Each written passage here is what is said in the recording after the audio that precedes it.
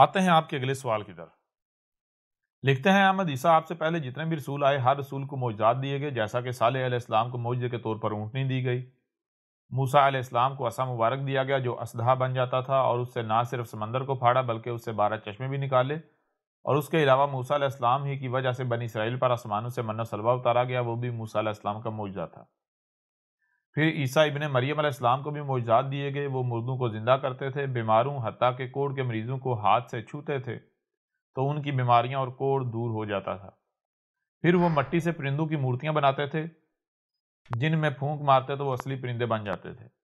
اس کے علاوہ وہ لوگوں کو بتا دیا کرتے تھے کہ انہوں نے کیا کچھ کھایا ہے، وہ کیا کھا کر آئے ہیں، اور انہوں نے گھروں میں کیا کچھ ذخیرہ کر رکھا ہے۔ اور پھر ہمارے نبی پاک آقا کریم محمد صلی اللہ علیہ وسلم کو بھی معجزات دیے گئے، جیسا کہ جب کفار مکہ نے نبی پاک سے معجزہ طلب کیا تو نبی پاک نے اپنی انگلی کے اشارے سے چاند کے 2 ٹکڑے کر دیے، جس سے یہ ثابت ہو جاتا ہے کہ اللہ اپنے رسولوں کو معجزات دیتا ہے اور معجزات ہی رسول کی پہچان ہوتے ہیں۔ آپ کا دعویٰ ہے کہ آپ رسول ہیں، اب اگر آپ اپنے دعوے میں سچے ہیں تو آپ کے پاس بھی معجزات ہونے چاہیے، تو میرا آپ سے سوال یہ ہے کہ اگر آپ سچے رسول ہیں تو پھر آپ ہمیں کوئی معجزہ دکھائیں جسے دیکھ کر ہمیں یقین ہو جائے کہ آپ واقعتاً اللہ کے رسول ہیں۔ میں مسلمان ہوں لیکن میں باقی مسلمانوں کی طرح نہیں ہوں، بلکہ میں غور و فکر کرتا ہوں اور میں سمجھتا ہوں کہ اگر کوئی بات سچ ہے تو اس میں اختلاف نہیں کیا جا سکتا، اور اگر کسی بھی بات میں اختلاف واقع ہو جائے، کسی معاملے میں اختلاف واقع ہو جائے تو اختلاف اس بات کا ثبوت ہوتا ہے کہ یہ بات 100% درست نہیں، بلکہ اس میں کوئی نہ کوئی خامی موجود ہے یا یہ بات غلط ہے جس وجہ سے اس میں اختلاف واقع ہوا۔ لہذا لوگ کیا کہتے ہیں اس سے مجھے کوئی فرق نہیں پڑتا۔ اگر کہتے ہیں کہ نبی پاک آخری رسول ہیں، آخری نبی ہیں، تو یہ میں بھی مانتا ہوں، لیکن میں نے اس وقت اس معاملے پر سوچنا شروع کر دیا جب میں نے اس پر اختلاف پایا کہ ہو سکتا ہے نبی پاک آخری رسول نہ ہوں، اس لیے اگر کوئی یہ ثابت کر دیتا ہے کہ نبی پاک آخری رسول نہیں تھے تو میں کیوں نہیں مانوں گا، کیونکہ میں تو حق کا متلاشی ہوں۔ میری زندگی میں آپ واحد ایسے شخص ہیں جنہوں نے اتنا بڑا دعویٰ کیا، اس لیے اگر آپ سچے ہیں تو آپ معجزہ دکھا کر اپنے آپ کو سچا ثابت کریں۔ میں آپ کے جواب کا منتظر ہوں۔ جی تو میرے پیارے بھائی، یہ تھا آپ کا سوال۔ آپ اپنا سوال بھیجا تھا آڈیو میں، لیکن آپ نے ساتھ یہ درخواست کی تھی کہ آپ کی آڈیو کو پیش نہ کیا جائے۔ تو جس طرز پر آپ نے سوال بھیجا تھا ہم نے اسی طرز پر آپ کا سوال سامنے رکھا۔ اب آتے ہیں آپ کے سوال کے جواب کی طرف۔ تو میرے پر بھی آپ کے جو سوال کا محور ہے، جس کے گرد آپ کا سارا سوال گھوم رہا ہے، وہ محور یہ ہے کہ اللہ جو ہے وہ رسول بھیجتا ہے معجزات کے ساتھ،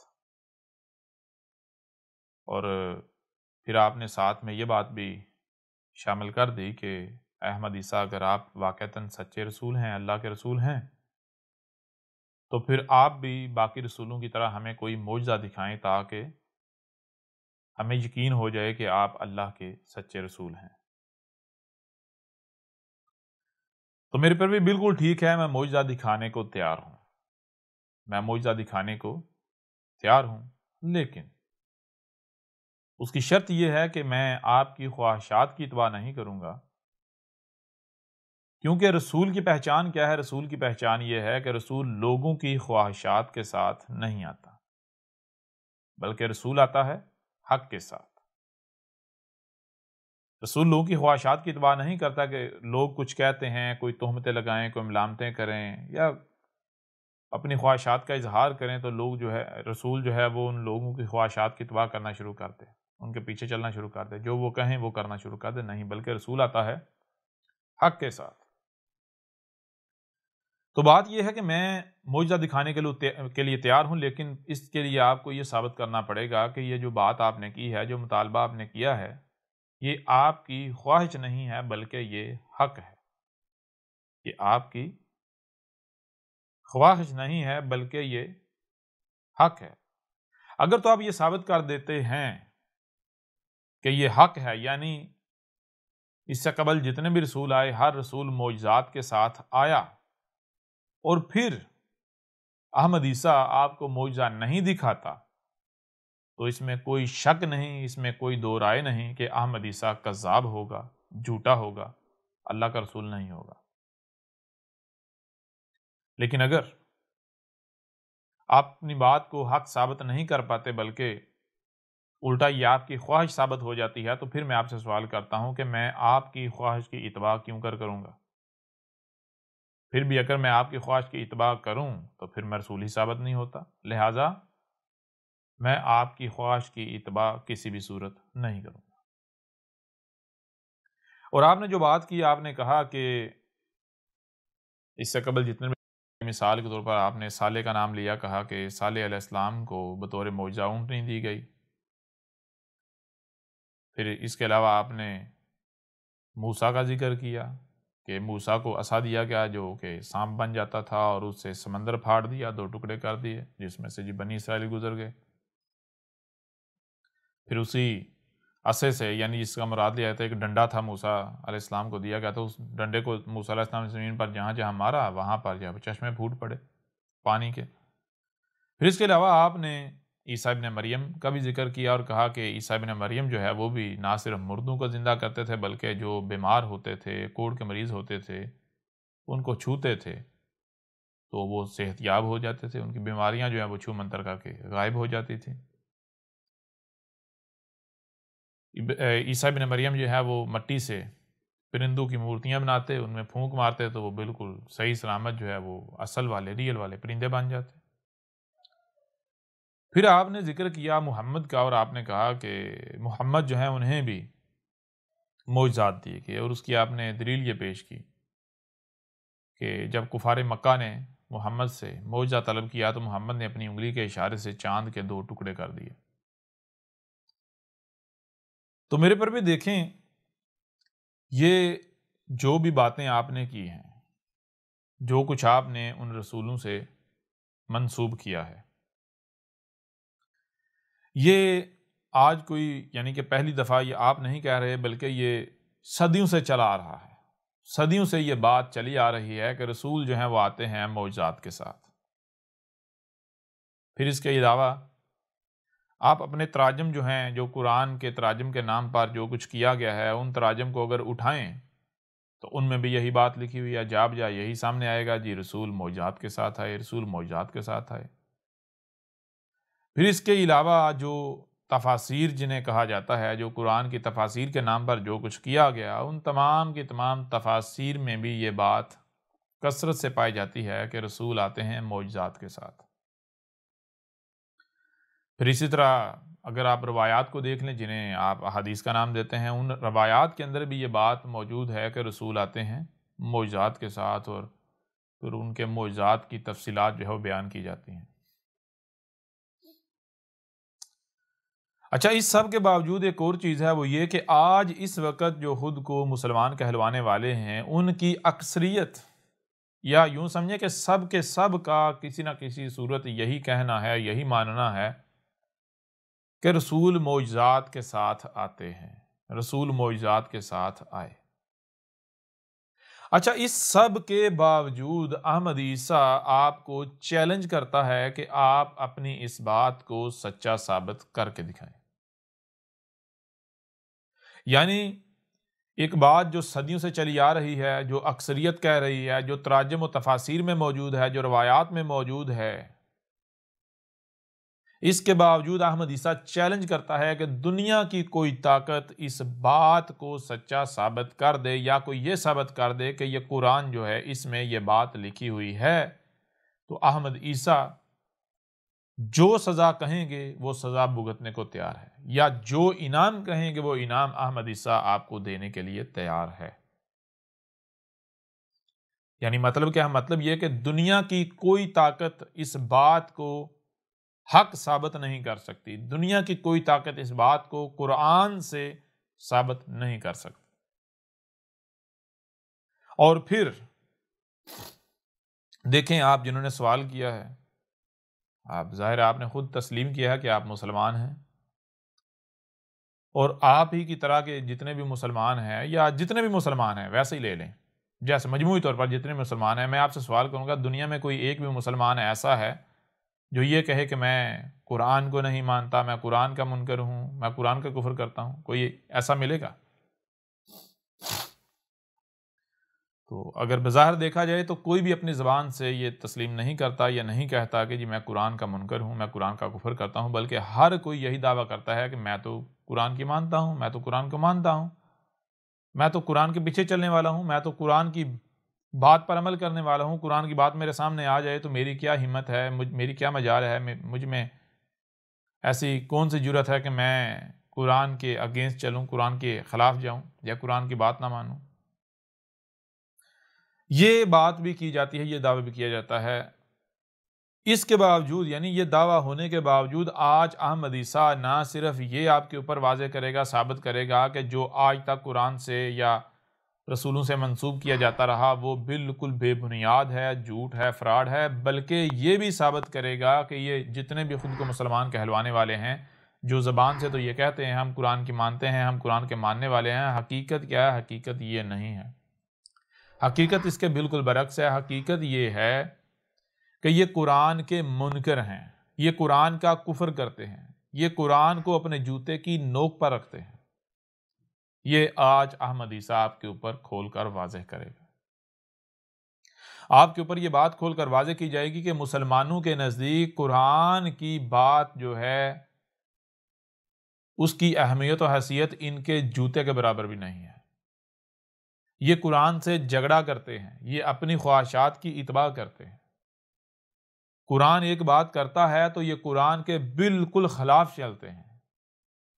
ٹھیک ہے، یہ آج آپ کے اوپر ثابت کیا جائے گا۔ لیکن میں ایک بار پھر کہتا ہوں کہ دیکھیں جو بات آپ نے کہی کہ رسول آتے ہیں معجزات کے ساتھ، یہ بات صدیوں سے چلی آ رہی ہے۔ اس کے قائل یہودی بھی ہیں، اس کے قائل عیسائی بھی ہیں، اس کے قائل اس سے پیچھے چلے جائیں ہندو بھی ہیں، آگے بڑھتے چلے جائیں تو اس کے قائل جو ہے وہ خود کو مسلمان کہلوانے والے بھی ہیں۔ صدیوں سے یہ بات چلی آ رہی ہے کہ رسول آتے ہیں معجزات کے ساتھ۔ آپ کے جو جتنے بھی قرآن کے تراجم کے نام پر جو کچھ بھی موجود ہے، ہر ترجمے کے اندر یہ لکھا ہوا ہے۔ آپ کی جتنی بھی تفاسیر ہیں، ہر تفسیر کے اندر یہ لکھا ہوا ہے۔ آپ کی جتنی بھی روایات ہیں، ان روایات کے اندر یہ لکھا ہوا ہے۔ جو اکثریت ہے یا یوں کہیں تمام کے تمام مسلمان اس بات کو تسلیم کرتے ہیں، ان کا یہ عقیدہ و نظریہ ہے کہ رسول معجزات کے ساتھ آتے ہیں۔ اس کے باوجود احمد عیسیٰ چیلنج کرتا ہے کہ دنیا کی کوئی طاقت اس بات کو حق ثابت نہیں کر سکتی، دنیا کی کوئی طاقت اس بات کو قرآن سے ثابت نہیں کر سکتی کہ رسول معجزات کے ساتھ آئے۔ اور اگر کوئی ثابت کر دے تو جو انعام کہیں گے وہ احمد عیسیٰ دینے کو تیار ہے، جو سزا کہیں گے وہ سزا احمد عیسیٰ بھگتنے کو تیار ہے۔ ایک بات تو ہو گئی ہے۔ دوسری بات، میرے بھائی، جو کہ ہم نے آپ کے اوپر واضح کیا کہ ہر مسلمان کا یہ دعویٰ ہے، ہر مسلمان کا یہ کہنا ہے کہ ہم تو قرآن کی مانتے ہیں، ہم قرآن کی ماننے والے ہیں۔ قرآن اگر کوئی بات ہمارے سامنے لاتا ہے تو ہماری کیا جرت کہ ہم قرآن کے خلاف چلیں یا قرآن کی بات نہ مانیں۔ لیکن میں کیا کہہ رہا ہوں؟ میں یہ کہہ رہا ہوں کہ حقیقت یہ نہیں ہے، حقیقت اس کے بالکل برعکس ہے۔ حقیقت یہ ہے کہ جو مسلمان ہیں ان کو تو پتہ ہی نہیں کہ قرآن ہے کیا۔ مسلمان جو ہیں ان کو تو علم ہی نہیں ہے کہ قرآن میں ہے کیا۔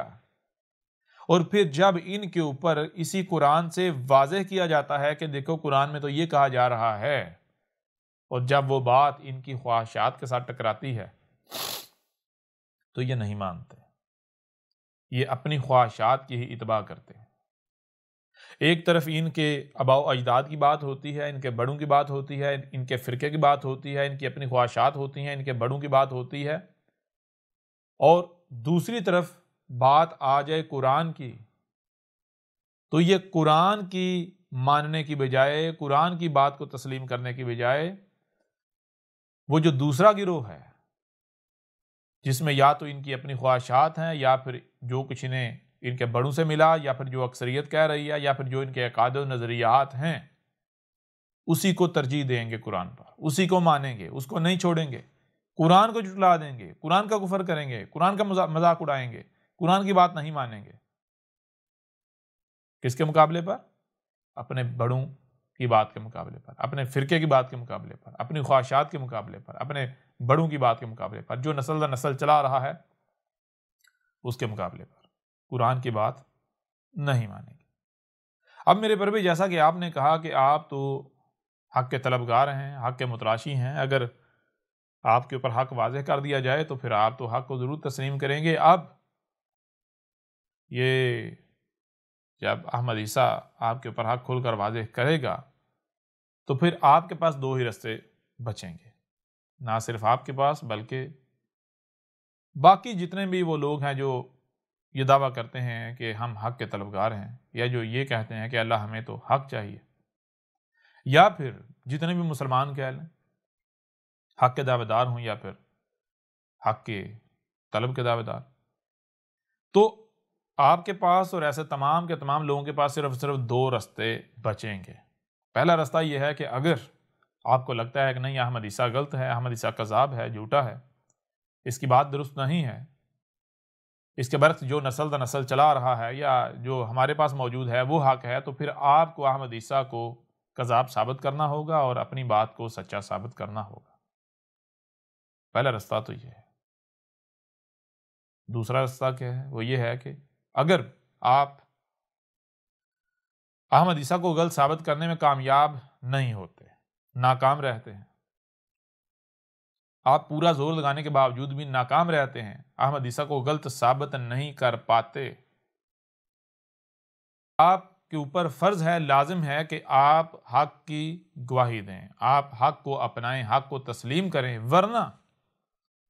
ورنہ آپ کے پاس کوئی تیسرا رستہ نہیں بچنے والا۔ یعنی اگر آپ کفر کرتے ہیں، حق کو تسلیم کرنے سے انکار کرتے ہیں، حق کو ماننے سے انکار کرتے ہیں، تو پھر جان لیں آپ اپنے اس انکار پر، اپنے اس کفر پر ڈٹ نہیں پائیں گے۔ کیوں؟ کیونکہ جو حق ہے، حق حاصل ہے کہ حق کو مانا جائے۔ فرق صرف یہ ہے کہ حق زور زبردستی نہیں کرتا، حق ظلم نہیں کرتا، حق دباؤ کا استعمال نہیں کرتا۔ حق کیا ہے؟ حق یہ ہے کہ پہلے زبان سے کھول کر واضح کیا جائے۔ مثال کے طور پر اگر کوئی کچھ غلط کر رہا ہے اور حق آ جائے تو حق یہ ہے کہ حق پہلے اسے زبان سے متنبہ کرے، لہذا حق زبان سے متنبہ کرتا ہے، اور اس طرح زبان سے متنبہ کرتا ہے کہ سامنے والے کے اوپر ایک رائی برابر بھی جو دباؤ ہے وہ نہ آئے۔ یعنی حق کس طرح سامنے آتا ہے کہ سامنے والا جو ہے وہ یہ سمجھے کہ اگر میں اس کا کفر کروں گا، انکار کروں گا، تو مجھے بدلے میں کچھ نہیں ہوگا، میرا یہ کچھ نہیں بگاڑ پانے والا، مجھے یہ کچھ نہیں کہنے والا، یہ تو کمزور ہے۔ یوں کیا ہوتا ہے کہ جب حق انتہائی بظاہر کمزور صورت میں سامنے آتا ہے تو پھر جو مانتے ہیں وہ دل سے مانتے ہیں، اور جو کفر کرتے ہیں وہ دل سے کفر کرتے ہیں۔ یعنی بعد میں کوئی یہ نہیں کہہ سکتا نہیں جی ہم تو مان رہے تھے یا ہم تو ماننے والے تھے، نہیں، بلکہ چھانٹی ہو جاتی ہے، ماننے والے الگ اور کفر کرنے والے الگ ہو جاتے ہیں۔ جن کے اندر رائی برابر بھی نفاق ہوتا ہے وہ بھی کھول کر سامنے رکھ دیا جاتا ہے، اور پھر جو کفر کرتے ہیں یعنی جو حق کو تسلیم کرنے سے انکار کر دیتے ہیں، تو پھر وہ اپنے اس انکار کے اوپر، اپنے دعوے کے اوپر ڈٹ نہیں پاتے۔ کیوں؟ کیونکہ حق کو حق حاصل ہے کہ حق کو تسلیم کیا جائے۔ جب حق زبان سے اپنا حق ہونا کھول کر واضح کر دیتا ہے تو پھر اس کے بعد کیا کیا جاتا ہے؟ اس کے بعد ڈنڈے کا استعمال کیا جاتا ہے۔ کیوں؟ کیونکہ حق جو ہے وہ اپنا شریک برداشت نہیں کرتا۔ حق کیا ہے؟ حق لا شریک ہے، حق اپنا شریک برداشت نہیں کرتا۔ حق کا شریک کیا ہے؟ باطل۔ تو باطل صرف تب تک ہی ٹھہر سکتا ہے، تب تک رہ سکتا ہے جب تک کہ حق آ نہیں جاتا۔ جب حق آ جاتا ہے تو حق آتے ہی ڈنڈے کا استعمال نہیں کرتا، کیونکہ اگر پہلے ہی ڈنڈے کا استعمال کیا جائے تو اکثریت پھر یا ہر کوئی بعد میں یہ کہے گا جی اگر آپ نے ڈنڈے کے بجائے زبان کا استعمال کیا ہوتا تو ہم مان جاتے، ڈنڈا تو آپ کے پاس تھا ہی نا، آپ ڈنڈا بعد میں استعمال کر لیتے۔ یعنی ایک بار آپ ہمیں زبان سے کہہ کر تو دیکھتے، پھر اگر ہم نہ مانتے تو آپ ڈنڈے کا استعمال کر لیتے۔ یعنی اگر حق پہلے زبان کا استعمال کرنے کے بجائے براہ راست ڈنڈے کا استعمال کرے تو پھر حق ثابت نہیں ہوگا، کیونکہ اعتراض اٹھ جائے گا نا، سوال اٹھ جائے گا، اور وہ حق ہی کہاں جس پر اعتراض اٹھ جائے، اور جس پر سوال اٹھ جائے، یا پھر اگر سوال کوئی اٹھائے بھی تو وہ آگے سے جواب نہ دے پائے، لا جواب نہ کر پائے۔ لہٰذا حق کیا کرتا ہے؟ حق یہ کرتا ہے کہ پہلے زبان سے کھول کر متنبہ کرتا ہے، اور جب حق زبان سے کھول کر متنبہ کرتا ہے تو کسی قسم کا بھی دباؤ استعمال نہیں کرتا۔ کیوں؟ تاکہ جو مانے دل سے مانے، جو کفر کرے دل سے کفر کرے، بغیر کسی ڈر کے، بغیر کسی خوف کے، بغیر کسی دباؤ کے۔ اور یوں جب چھانٹی ہو جاتی ہے، حق زبان سے اپنا حق ہونا واضح کر دیتا ہے اور باطل عاجز آ جاتا ہے، تو پھر باطل کے پاس صرف یہی ایک رستہ ہوتا ہے کہ وہ رجوع کر لے، وہ حق کی طرف پلٹ آئے، ورنہ وہ اپنے دعوے کے اوپر کھڑا نہیں رہ پائے گا۔ پھر کیا کرتا ہے؟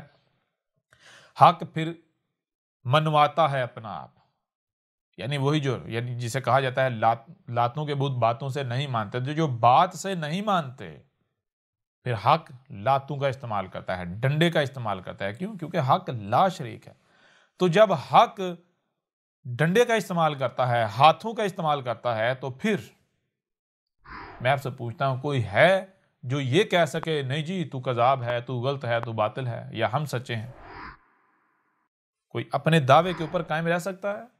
باطل اپنے دعوے پر قائم رہ سکتا ہے؟ سوال ہی پیدا نہیں ہوتا۔ لہٰذا آپ کے پاس دوسرا ایک ہی رستہ ہے، وہ رستہ یہ ہے کہ ماننا پڑے گا آپ کو کہ یہ حق ہے۔ لیکن طریقے دو ہیں، ایک میں فائدہ ہے، ایک میں نقصان ہے۔ فائدہ اس میں ہے کہ جب آپ کے اوپر یہ واضح ہو جائے کہ یہ حق ہے، تو پھر آپ استکبار نہیں کریں، آپ آگے سے اکڑیں نہیں۔ کیوں؟ کیونکہ آپ کو یہ حق حاصل نہیں ہے کہ آپ استکبار کریں، ٹھیک ہے نا؟ آپ عبد ہیں تو عبد بنیں، ٹھیک ہے نا؟ جب آپ کے اوپر یہ بات بالکل کھل کر واضح ہو جائے کہ یہ حق ہے، حق آ گیا، آپ کے اوپر واضح ہو جائے، تو پھر آپ کے اوپر یہ لازم ہے کہ آپ اپنے آپ کو حق کے آگے سرنڈر کر دیں، جھکا دیں، بجائے یہ کہ انا خیر منہ، میں خیر ہوں اس سے، میں جو سوچتا ہوں وہ ٹھیک ہے، جس پر میں ہوں وہ ٹھیک ہے، میں جو کرتا ہوں وہ ٹھیک ہے۔ یہ کرنے کی بجائے اپنے آپ کو حق کے آگے جھکا دیا جائے۔ اگر آپ اپنے آپ کو حق کے آگے نہیں جھکاتے، حق کو تسلیم نہیں کرتے، تو پھر جان لیں حق کو حق حاصل ہے کہ اسے تسلیم کیا جائے۔ آپ تب تک ہی کفر کر سکتے ہیں، تب تک انکار کر سکتے ہیں، جب تک کہ حق ہاتھوں کا استعمال نہیں کرتا۔ جب حق ہاتھوں کا استعمال کرے گا تو آپ کو ماننا پڑے گا۔ لہٰذا اگر آپ اپنی مرضی سے حق واضح ہو جانے پر مان جاتے ہیں، دل سے مان جاتے ہیں، تو پھر آپ کو فائدہ ہی فائدہ ہے، آپ کا فائدہ ہی فائدہ ہے۔ اور اگر آپ حق کھول کر واضح ہو جانے کے باوجود بھی کفر ہی کرتے ہیں، اپنے کفر پر ڈٹے رہتے ہیں، تو پھر جان لیں ماننا آپ کو پڑے گا، لیکن تب ماننا کوئی نفع نہیں دے گا۔ ذرا غور کریں، کیا آل فرعون نہیں مانے تھے؟ فرعون، اس کی افواج نہیں مانے تھے؟ وہ کس قدر قوت میں بڑھ کر تھے، اس کے باوجود کیا وہ جب حق آیا انہوں نے حق کا کفر کیا، کذب کیا، تو کیا اپنے کفر و کذب کے دعوے پر قائم رہ سکے؟ یا پھر جب حق نے اپنا آپ منوایا تو وہ ماننے پر مجبور ہو گئے، اپنے دعوے پر قائم نہیں رہ سکے، ٹھیک ہے نا؟ تو لہٰذا اب میرے پیارے بھائی جنہوں نے یہ سوال کیا ہے، یہ آپ کے اوپر ہے کہ آیا آپ جب حق آپ کے پاس آ جاتا ہے، حق بالکل کھل کر واضح ہو جاتا ہے، تو آپ اپنے آپ کو حق کے آگے جھکاتے ہیں، یا پھر آپ اصرار کرتے ہیں اسی کے اوپر جس پر آپ نسل در نسل چلے آ رہے ہیں، جو کہ آپ کے اوپر واضح ہو چکا ہوگا کہ وہ حق نہیں بلکہ باطل ہے۔ آج اگر آپ مان لیں گے حق واضح ہو جانے کے یعنی حق جب آپ کے اوپر کھل کر واضح ہو جائے تو آپ مان لیتے ہیں، تو آپ کے لیے فائدہ ہی فائدہ ہے۔ اور اگر آپ آج حق واضح ہو جانے کے باوجود کفر ہی کرتے ہیں، تو پھر ماننا تو آپ کو پڑے گا، لیکن تب ماننا آپ کو کوئی فائدہ نہیں دے گا۔ یہ ہے آپ کے پاس دو رستے، یعنی اگر آپ نے کفر کرنا ہے، یعنی جو دعوت آپ کو دی جا رہی ہے، جو باتیں آپ کے اوپر کھول کر واضح کی جا رہی ہیں، تو یہ نہیں کہا جا رہا کہ بھائی یہ باطل ہے، یہ باطل ہے، باطل نہیں، بلکہ دعویٰ یہ کیا جا رہا ہے کہ یہ حق ہے، اے لوگو حق آ گیا۔ اب اگر آپ سمجھتے ہیں کہ یہ حق نہیں ہے، یعنی اس کی اطاعت نہیں کی جا سکتی، اس کو نہیں مانا جا سکتا، اس کے پیچھے نہیں چلا جا سکتا، کس کے پیچھے نہیں چلا جا سکتا، کس کی نہیں مانی جا سکتی؟ ظاہر ہے باطل کی۔ تو اگر آپ سمجھتے ہیں کہ یہ باطل ہے، تو پھر آپ کے اوپر لازم ہے کہ آپ احمد عیسیٰ کو باطل ثابت کریں، آپ احمد عیسیٰ کی دعوت کو باطل ثابت کریں۔ جان لیں اگر آپ احمد عیسیٰ کو باطل ثابت نہیں کرتے، احمد عیسیٰ کی دعوت کو باطل ثابت نہیں کرتے، تو پھر آپ کو کوئی حق حاصل نہیں ہے کہ آپ اس کا کفر کریں، ٹھیک ہے؟ اگر آپ احمد عیسیٰ کو کذاب ثابت نہیں کر پاتے، احمد عیسیٰ کی دعوت کو باطل ثابت نہیں کر پاتے، تو پھر آپ کو کوئی حق حاصل نہیں ہے کہ آپ اس دعوت کا کفر کریں، آپ انکار کریں، ٹھیک ہے؟ لہٰذا پیچھے آپ کے پاس صرف ایک ہی راستہ بچے گا، وہ کیا ہے؟ وہ یہ کہ ماننا ہے آپ کو، کیونکہ حق حاصل ہے کہ حق کو مانا جائے۔ ماننے کی دو صورتیں ہیں، یا تو یہ کہ آپ دل سے مان جائیں، اگر آپ دل سے نہیں مانتے، کفر ہی کرتے ہیں، استکبار ہی کرتے ہیں، تو پھر آپ جیسے آپ کے آباء و اجداد تھے جنہوں نے ماضی میں، ذرا تاریخ میں جائیں پیچھے، جب حق آیا اور حق ان کے اوپر کھول کر واضح کر دیا گیا، تو حق کھل کر واضح ہو جانے کے باوجود بھی وہ اپنی ضد پر ڈٹے رہے، اپنے کفر کے اوپر ڈٹے رہے، تو کیا وہ قائم رہ سکے؟ اپنے دعوے پر قائم رہ سکے، یا پھر ان کو ماننا پڑا؟ نوح کی قوم کی مثال لے لیں، جو نوح تھے ان کی قوم کی مثال، ماننا پڑا یا نہیں ماننا پڑا؟ جو عاد تھے ان کی قوم کی مثال لے لیں، جب ہود آیا، ماننا پڑا یا نہیں ماننا پڑا؟ جو سمود کی قوم تھے، جب صالح آیا، ان کو ماننا پڑا یا نہیں ماننا پڑا؟ اس طرح جب حق آیا تو کفر و کذب کرنے والوں کو ماننا پڑا یا نہیں ماننا پڑا؟ ماننا پڑا نا۔ تو اگر آج آپ بھی انہی کی روش اپناتے ہیں، یعنی ان کو اپنے آباء و اجداد تسلیم کرتے ہیں، ان کو اپنے اسلاف تسلیم کرتے ہیں، تو پھر آپ کو بھی ان کی مسل ماننا پڑے گا۔ آپ بھی ان کی طرح اپنے دعوے پر ڈٹ نہیں سکتے، کیونکہ حق ڈٹتا ہے، حق کو کوئی پسپا نہیں کر سکتا، حق کو کوئی ہلا نہیں سکتا، حق کو کوئی باطل ثابت نہیں کر سکتا۔ اور باطل کی پہچان، باطل یہی تو ہے، باطل کے اندر ٹھہراؤ نہیں ہے، ثبت نہیں ہے، ٹھیک ہے نا؟ باطل ہوا نا، باطل جو بات کرتا ہے بے بنیاد ہوتی ہے نا، جس کی بنیاد ہی نہیں وہ شے ٹھہر سکتی ہے۔ مثال کے طور پر ایک عمارت ہے، اگر اس کی بنیاد ہی نہیں ہے یا بنیاد کمزور ہے، تو وہ تو کوئی بھی آندھی آئے گی، طوفان آئے گی، عمارت گر جائے گی۔ حق کیا؟ حق یہ ہے کوئی بھی طوفان آئے، کوئی بھی آندھی آئے، عمارت جو ہے جوں کی توں کھڑی رہے۔ یہ کیسے ممکن ہے؟ یہ ممکن صرف اسی صورت میں کہ بنیاد خالص ہو، بنیاد مضبوط ہو۔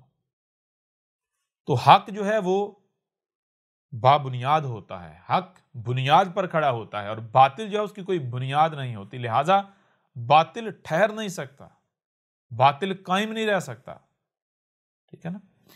تو آپ کو ماننا پڑے گا، لیکن جان لیں تب آپ کا ماننا آپ کو کوئی نفع نہیں دے گا۔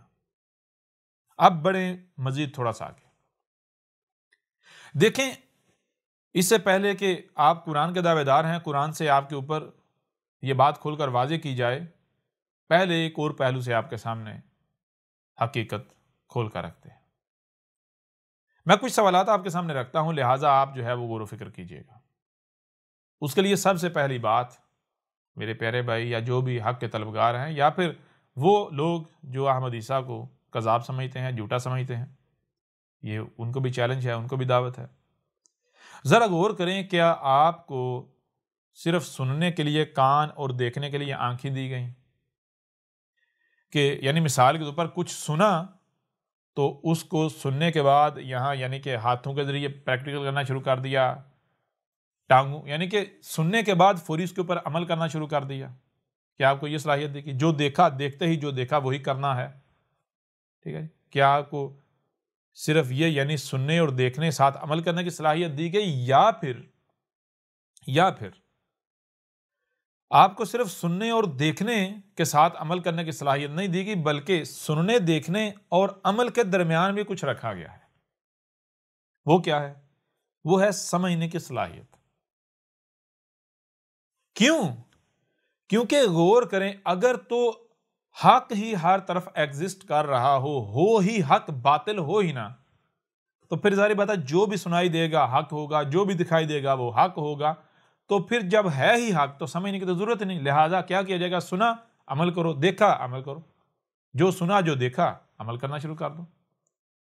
لیکن اگر آپ کے اوپر یہ واضح ہے، آپ خود مانتے ہیں کہ بھائی ہر طرف صرف حق نہیں ہے، حق کے ساتھ باطل بھی موجود ہے، یعنی حق کے ساتھ اس کا جوڑا، اس کا شریک باطل بھی موجود ہے، تو پھر ظاہر سی بات ہے کچھ بھی آپ سنتے ہیں، کچھ بھی دیکھتے ہیں، تو اس کو عمل میں لانے سے پہلے یہ جاننا ہوگا کہ آیا جو میں نے سنا ہے، جو دیکھا ہے، وہ حق ہے یا کہیں ایسا تو نہیں باطل ہے؟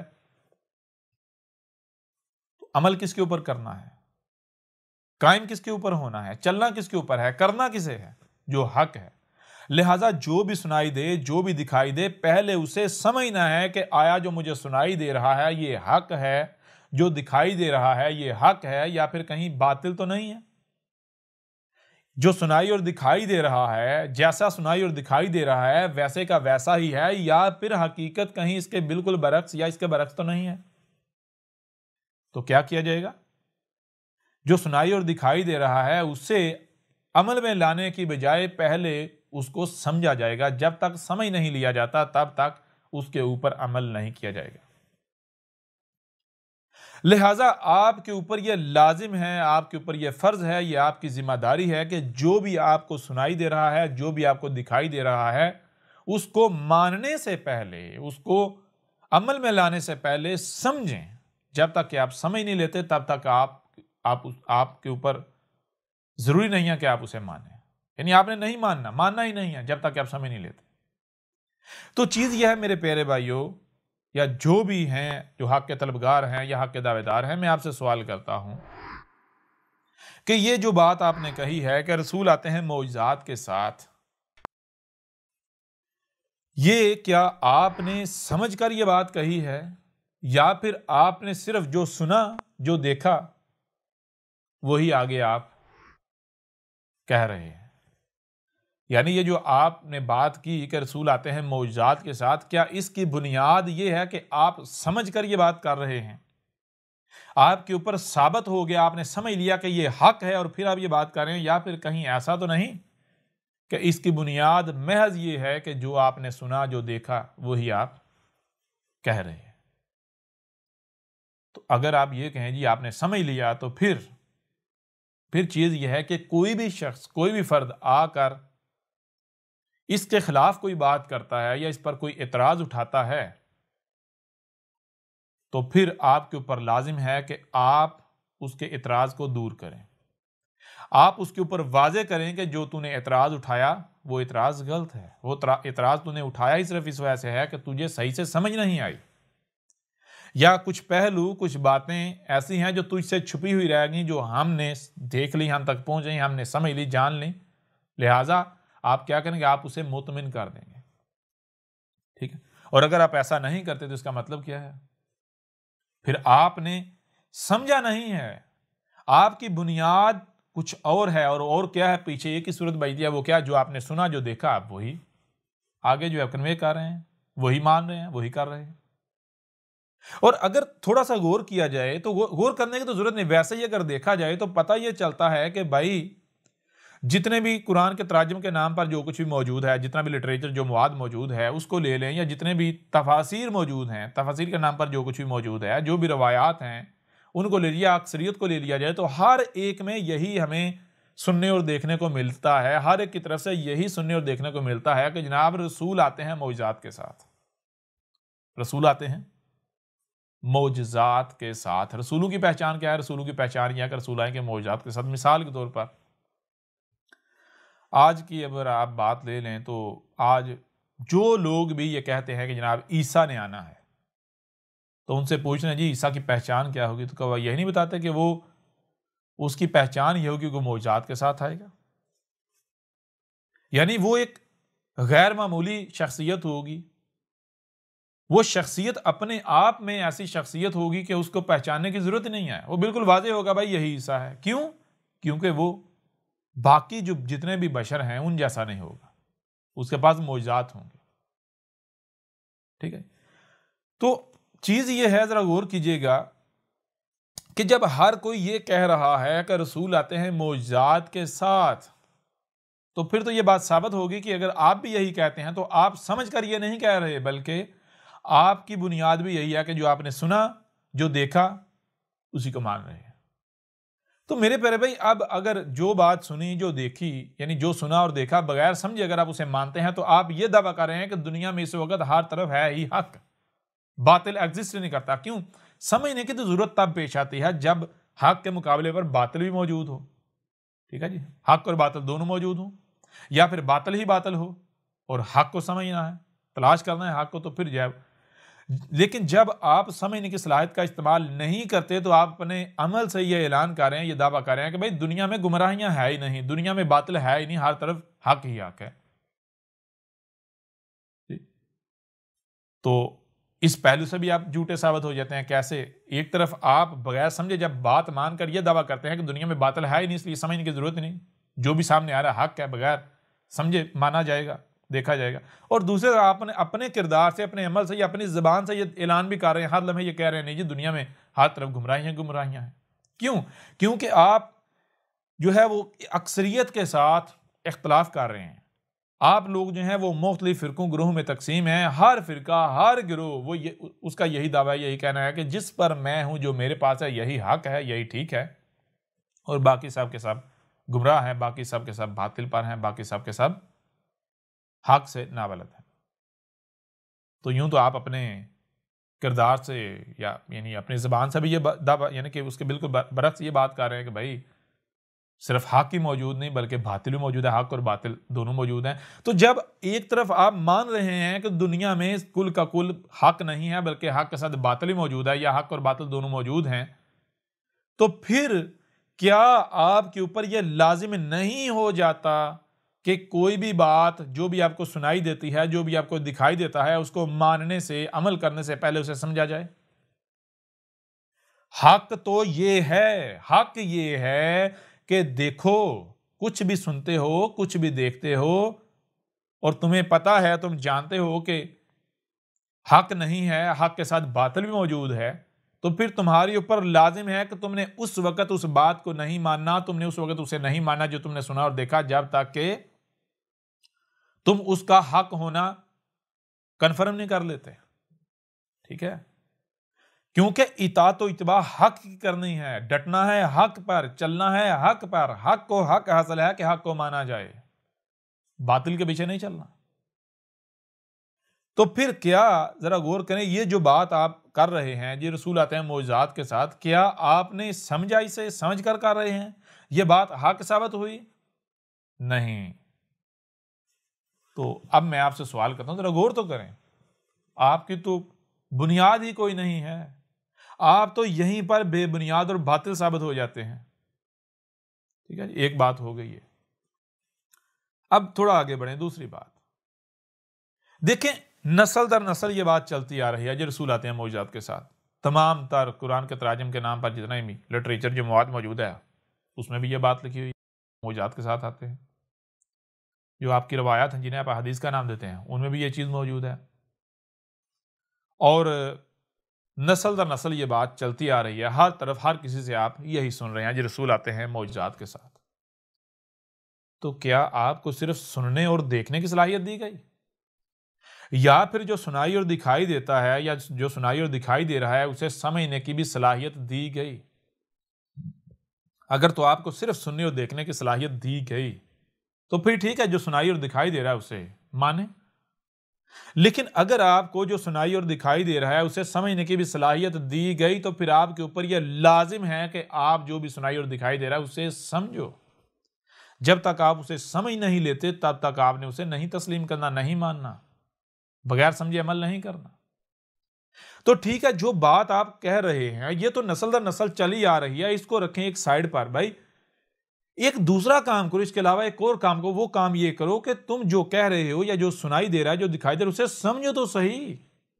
اب اگر وہ بات حق ثابت ہو جاتی ہے تو ٹھیک ہے، بات ختم، ٹینشن ختم. لیکن کہیں ایسا نہ ہو کہ جو آپ کو سنائی اور دکھائی دے رہا ہے وہ حق نہ ہو، باطل ہو. تو کیا کیا جائے؟ سمجھ لو، بغیر سمجھے کچھ بھی نہ کرو. ٹھیک ہے نا؟ اگر یعنی کہ دیکھیں، اگر سمجھیں گے تو فائدہ ہی فائدہ ہے. سمجھنے سے یعنی تحقیق کرنے سے کوئی نقصان نہیں ہے. اگر تحقیق کرتے ہیں تو ہر لحاظ سے فائدہ ہی فائدہ ہوگا. کیوں؟ کیونکہ اگر جو سنائی اور دکھائی دے رہا ہے، جو نسل در نسل چلا آ رہا ہے، اگر وہ حق ہی ہے تو تحقیق کرنے سے حق باطل ثابت تو نہیں ہو جائے گا.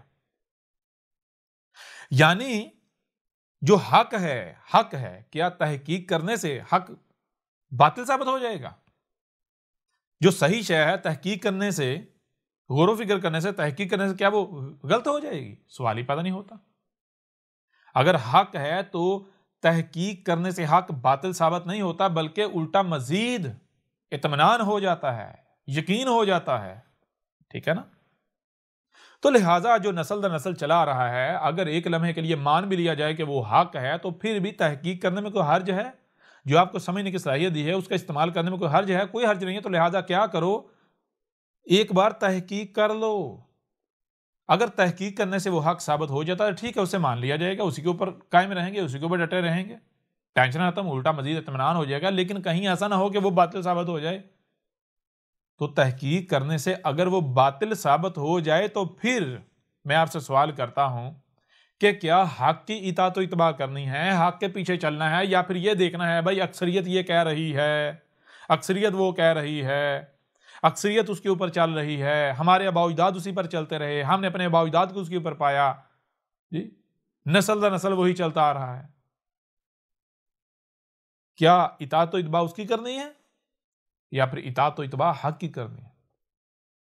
تو اطاعت و اتباع حق کی کرنی ہے۔ جو حق ثابت ہو جائے، خواہ پوری کی پوری دنیا اس کے خلاف ہو، دنیا کو نہیں دیکھا جائے گا، دنیا کی بات جوتے کی نوک پر، بڑوں کی بات جوتے کی نوک پر، آباء و اجداد کی بات جوتے کی نوک پر، اکثریت کی بات جوتے کی نوک پر، جو نسل چلا رہا ہے، جو تواتر سے یعنی نسل چلا رہا ہے، وہ جوتے کی نوک پر اگر وہ حق ثابت نہیں ہوتا اور حق اس کے برعکس کچھ اور ثابت ہو جاتا ہے۔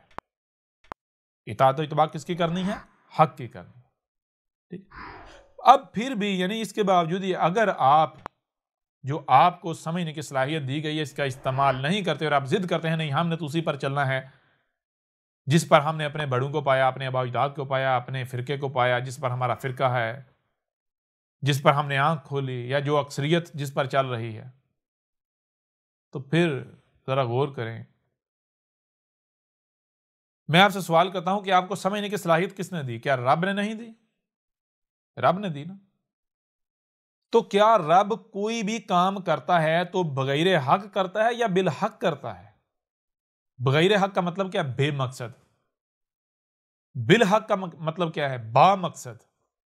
رب کچھ بھی کرتا ہے، رب کوئی بھی بات کرتا ہے، کوئی بھی کام کرتا ہے، کچھ بھی خلق کرتا ہے، کسی کو کچھ دیتا ہے تو وہ بغیر کسی مقصد کے نہیں دیتا۔ رب اگر کسی کو کچھ بھی دیتا ہے تو وہ کسی نہ کسی مقصد کے تحت دیتا ہے، ضرور اس کا کوئی نہ کوئی مقصد ہوتا ہے۔ اب آپ کو جب سمجھنے کی صلاحیت دی گئی تو یہ کیوں دی گئی؟ اس کا مقصد کیا ہے؟ بالکل واضح ہے بھائی، یہ صلاحیت خود واضح کر رہی ہے کہ اس کا مقصد کیا ہے، یہ دینے کا مقصد کیا ہے۔ آپ کو سمجھنے کی صلاحیت آپ کے رب نے دی ہے، تو آپ کے رب نے آپ کو یہ صلاحیت دی ہی اسی لیے ہے تاکہ تم سمجھو، اس صلاحیت کا استعمال کرو۔ اس وقت تک عمل نہیں کرنا جب تک کہ تم سمجھ نہیں لیتے۔ دیکھو، کوئی بھی عمل کرنا ہے تو کیا عمل بغیر کانوں آنکھوں کے کیا جا سکتا ہے؟ بغیر عقل کے کیا جا سکتا ہے؟ نہیں۔ یا پھر ذرا اس سے بھی تھوڑا پیچھے آ جاؤ، تمہیں کیا کچھ دیا گیا؟ تمہیں 3 طرح کی صلاحیتیں دی گئی ہیں، 3 طرح کی۔ نمبر 1 سننے اور دیکھنے کی صلاحیت دی گئی۔ نمبر 2 جو سنائی اور دکھائی دے رہا ہے اسے سمجھنے کی صلاحیت دی گئی۔ نمبر 3 جو سمجھ لیتے ہیں آپ، جو سمجھتے ہیں وہ آپ یعنی کہ عمل کرنے کی بھی آپ کو صلاحیت دی گئی۔ اب ذرا آپ ایسا کرو، ترتیب میں لے کرو۔ حق کیا ہے؟ حق ترتیب۔ اس کو دیکھو، اس کا حق ہونا کیا ہے؟ حق ہونا یہ ہے کہ پہلے عمل نہیں کیا جائے گا، ٹھیک ہے نا؟ عمل کرنے کے لیے علم کا ہونا شرط ہے، علم کے لیے کان اور آنکھوں کا ہونا شرط ہے، سنائی اور دکھائی دینا شرط ہے۔ لہٰذا پہلے کیا آئے گا؟ پہلے ہاتھ پاؤں یا یعنی عمل نہیں آئے گا، یا پہلے کیا آئے گا؟ پہلے آئے گا سننا اور دیکھنا۔ یا اسی طرح کیا جو سمجھنا ہے، کیا سمجھنا پہلے آتا ہے یا بعد میں آتا ہے؟ تو نہیں، پتہ چلے گا نہیں بھائی سمجھنا تو درمیان میں آتا ہے۔ کیوں؟ کیونکہ سمجھنے کے لیے بھی سنائی اور دکھائی دینا ضروری ہے۔ جب تک کچھ سنائی نہیں دے گا، دکھائی نہیں دے گا، یعنی مواد ہوگا نہیں، تو سمجھیں کہ کیسے پروسیس کیسے کریں گے؟ پروسیس کرنے کے لیے یعنی پکانے کے لیے، تیار کرنے کے لیے تو مواد کا ہونا شرط ہے۔ لہٰذا جب آپ غور کریں گے، تحقیق کریں گے، تو آپ کے اوپر بالکل واضح ہو جائے گا کہ آپ کو نہ صرف 3 طرح کی صلاحیتیں دی گئی بلکہ ان کا حق ہونا کیا ہے؟ حق ہونا یہ ہے کہ پہلے سنائی اور دکھائی دینے کی صلاحیت، نمبر 2 جو سنائی اور دکھائی دے رہا ہے اسے سمجھنے کی صلاحیت، نہیں سمجھ صلاحیت، نمبر 3 عمل کرنے کی صلاحیتوں کا صلاحیت ہے، ٹھیک ہے۔ اور آپ نے صلاۃ قائم کرنی ہے، ہر شے کو اس کے مقام پر رکھنا ہے۔ تو جو سننے اور دیکھنے کی صلاحیت ہے اس کو اس کے مقام پر رکھنا ہے، سمجھنے کی صلاحیت کو اس کے مقام پر رکھنا ہے، عمل کرنے کی صلاحیت کو اس کے مقام پر رکھنا ہے۔ اس وقت تک عمل نہیں کرنا جب تک کہ اس کے جو پیچھے 2 طرح کی صلاحیتیں ان کا استعمال نہیں کر لیا جاتا۔ اب اگر آپ ایسا نہیں کرتے، یعنی آپ جو سنائی اور دکھائی دیتا ہے تو سننے اور دیکھنے کے بعد آپ عمل کرتے ہیں، یعنی اسے مان لیتے ہیں، تو پھر آپ نے جو درمیان میں صلاحیت ہے سمجھنے کی، آپ نے اس کا کفر کر دیا، آپ نے اس کا استعمال نہیں کیا۔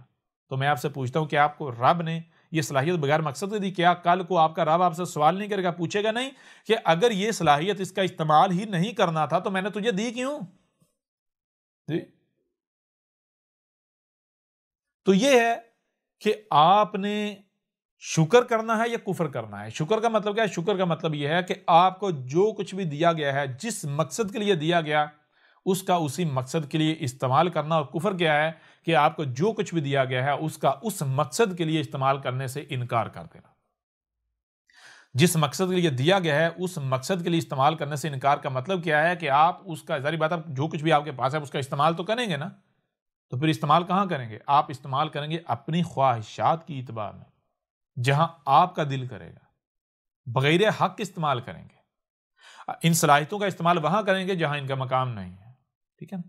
تو ذرا غور کریں، اگر آپ جو بھی سن رہے ہیں، جو دیکھ رہے ہیں، اسی کو مان لیتے ہیں، اندھوں کی طرح اپنے آباء و اجداد کے پیچھے چلتے ہیں، بغیر سمجھے اپنے آباء و اجداد کے پیچھے، بڑوں کے پیچھے، اکثریت کے پیچھے چلتے ہیں، یا کوئی بات کرتے ہیں، تو میں آپ سے سوال کرتا ہوں، کیا آپ کے رب نے آپ کو سمجھنے کی صلاحیت بے مقصد میں دے دی، فضول میں دے دی؟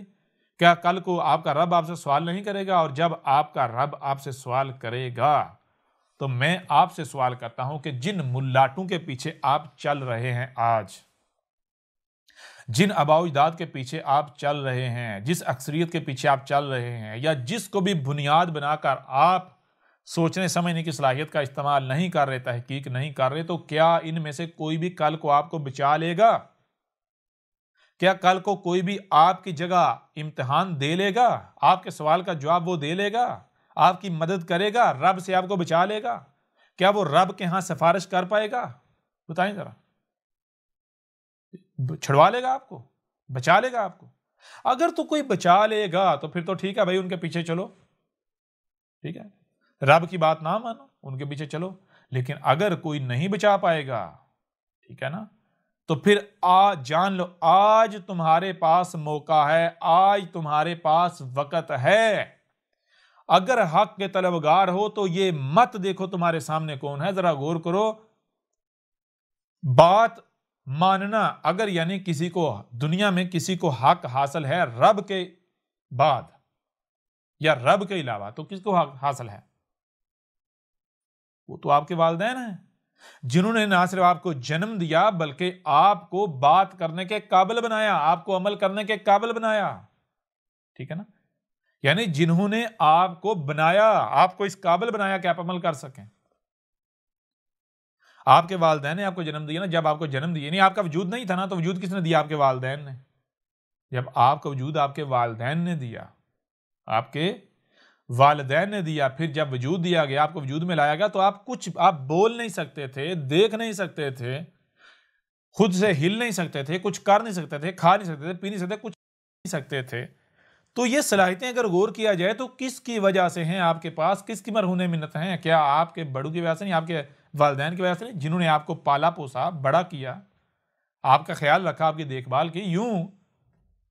یوں اگر اس لحاظ سے دیکھا جائے تو یہ حق تو انہیں حاصل ہے کہ جو بھی وہ بات کریں ان کی بات کو مان لیا جائے۔ اس کے باوجود کیا یہ حق انہیں دیا گیا؟ نہیں، بلکہ یہ حق رب کے پاس ہے، ٹھیک ہے، رب کے پاس ہے۔ کیونکہ جب غور کیا جائے تو پتہ چلتا ہے بھائی، ہمارے رب ہمیں وجود میں لانے والے، یہ صلاحیتیں دینے والے صرف ہمارے والدین نہیں ہیں، بلکہ ہمارے والدین بھی کسی اور کے محتاج ہیں۔ اور کیا ہے؟ وہ یہی کائنات، یہی وجود۔ رب ہمارے صرف یہ والدین ثابت نہیں ہوتے جب بندہ باشعور ہو جاتا ہے، یعنی جب تک بندہ بچہ ہوتا ہے، باشعور نہیں ہوتا، تب تک وہ دیکھتا ہے یہ ہیں، انہوں نے مجھے وجود دیا ہے، یہ میری ضروریات پوری کر رہے ہیں، یہ مجھے کھانے کو دے رہے ہیں، پینے کو دے رہے ہیں، رہنے کو دے رہے ہیں، میری دیکھ بھال کریں، لہٰذا میرے اوپر لازم ہے کہ انہی کی بات مانوں، میرے رب یہ ہے۔ لیکن جب بندہ باشعور ہو جاتا ہے تو پھر اس کے اوپر واضح ہو جاتا ہے کہ میرے رب صرف یہ نہیں ہیں، بلکہ ان کے پیچھے اور بھی ہے۔ وہ کیا ہے؟ یہ کائنات، میری تخلیق، اور جو کچھ مجھے دیا گیا، مجھے سوچنے کی صلاحیت، سمجھنے کی صلاحیت، دیکھنے کی، کھانے کی، پینے کی، چلنے کی، جو کچھ بھی ہے، یہ مجھے کون؟ یہ صرف میرے والدین نہیں بلکہ ان کے علاوہ، ان کے پیچھے کون؟ یہ کائنات ہے۔ یہ تو لہٰذا اگر کوئی بھی عمل کرنا ہے، ان صلاحیتوں کا استعمال کرنا ہے، تو کس کے لیے کرنا ہے؟ کائنات کے لیے کرنا ہے۔ کائنات کے بعد اگر کسی کو حق حاصل ہے تو وہ کس کو ہے؟ وہ والدین کے۔ اس کے باوجود بھی والدین کی بات کبھی اس وقت تک نہیں مانا جائے گا جب تک کہ سمجھ نہیں لیا جاتا، وہ حق ثابت نہیں ہو جاتی۔ تو آپ کیا کر رہے ہیں؟ آپ اپنے ملاٹوں کے پیچھے چل رہے ہیں، اپنے ملاٹوں کی اندھو کی طرح مان رہے ہیں۔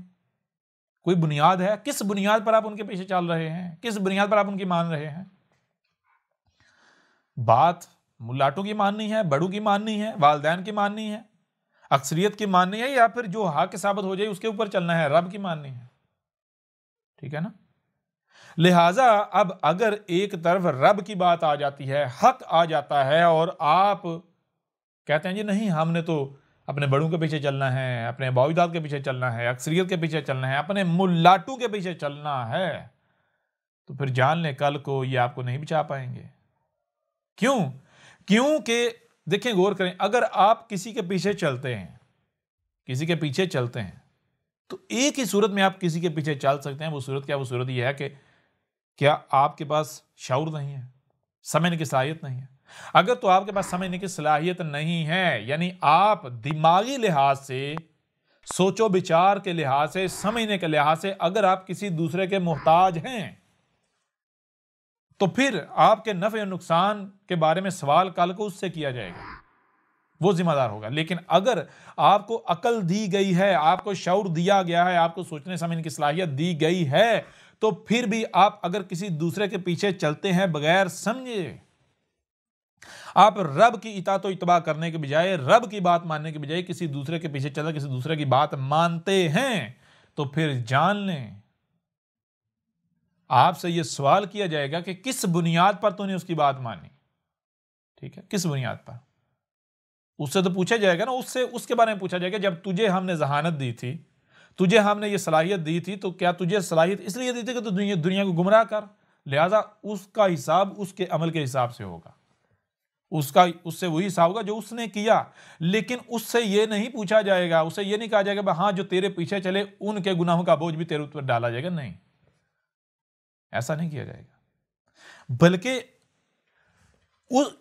صرف انہی کی گناہوں کا، انہی کے جرائم کا بوجھ اس کے اوپر ڈالا جائے گا جو دماغی لحاظ سے اس کے محتاج تھے، ٹھیک ہے نا، جن کو اس کا مکلف بنایا گیا۔ اگر آپ کو اس کا مکلف نہیں بنایا گیا تو پھر آپ کا حساب وہ نہیں دے گا، آپ کو اپنا حساب خود دینا ہے۔ اور اگر آپ کسی بھی وجہ سے یہ کہیں کہ ہم اس کے پیچھے چلے، اے اللہ اس کا ذمہ دار خود وہ ہے، اس کی سزا اسے دے، تو پھر وہ آگے سے کیا کہے گا؟ وہ ملاٹا بھی یہ کہے گا نا اے ہمارے رب، یہ اللہ کیا اس کو تو نے عقل نہیں دی تھی؟ اس سے پوچھ کے اس کے پاس عقل نہیں؟ عقل تھی نا، ہے نا؟ عقل ہونے کے باوجود اگر یہ ہمارے پیچھے چلا تو کیوں چلا؟ اس نے ہماری نہیں مانی، اس کو ہماری باتیں اچھی لگتی تھیں، اس وجہ سے ہمارے پیچھے چلا۔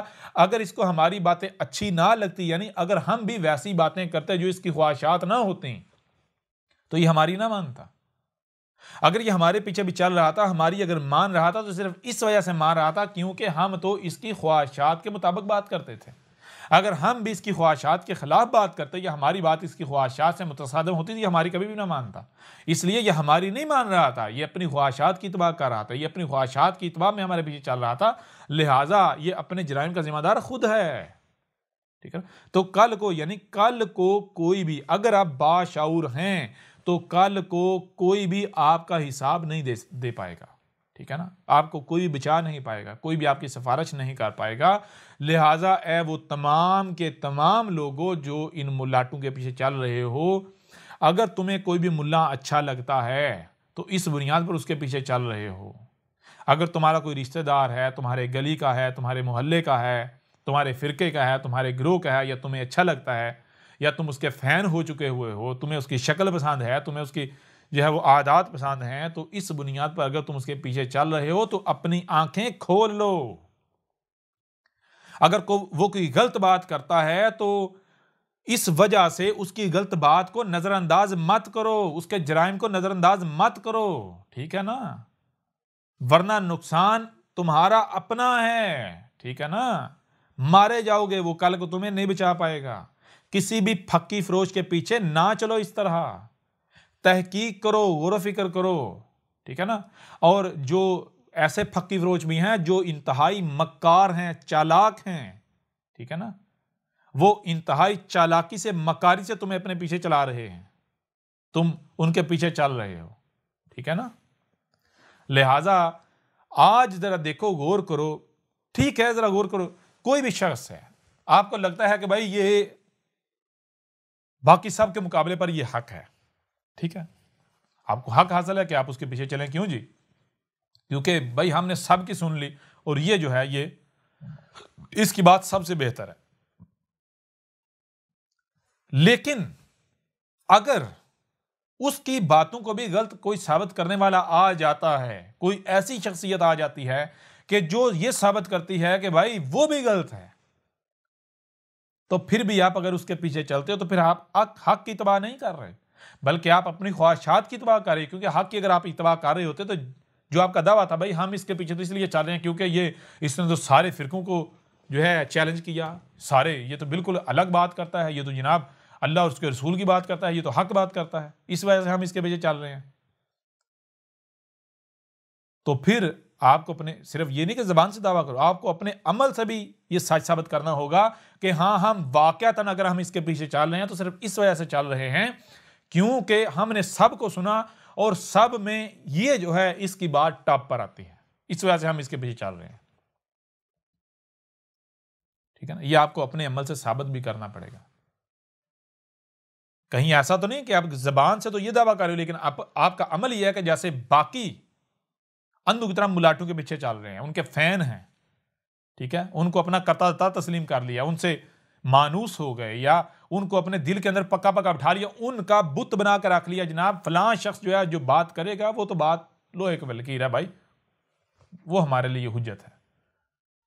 اگر آپ نے اس کا بت بنا لیا ہے تو پھر آپ اپنے دعوے میں سچے نہیں ہو، اور جان لو اگر آپ لوگ کوئی بات کرتے ہو، زبان سے کوئی دعویٰ کرتے ہو تو اللہ صرف زبان کی جو بات ہے، قول ہے، اس پر یقین نہیں کرتا، کیونکہ ہر شے سے اس کا جوڑا ہے، ظاہر ہے تو باطن بھی ہے، زبان ہے تو عمل بھی ہے، جو آپ زبان سے کہہ رہے ہو آپ کو اپنے عمل سے بھی ثابت کرنا ہوگا، ٹھیک ہے؟ یہ ساری رب کی منصوبہ بندی ہوتی ہے کہ جب گمراہیاں ہوتی ہیں تو پھر کیا ہوتا ہے، وقتاً فوقتاً ایسے افراد اٹھتے رہتے ہیں کہ جو بظاہر یہ لگتا ہے کہ بھائی ان سب میں یہ بہتر ہے۔ تو ایسا رب کیوں کرتا ہے؟ ایسا رب اس لیے کرتا ہے کیونکہ بہت سارے ایسے ہوتے ہیں جن کا دعویٰ یہ ہوتا ہے اے ہمارے رب، ہم تو حق کے طلبگار ہیں۔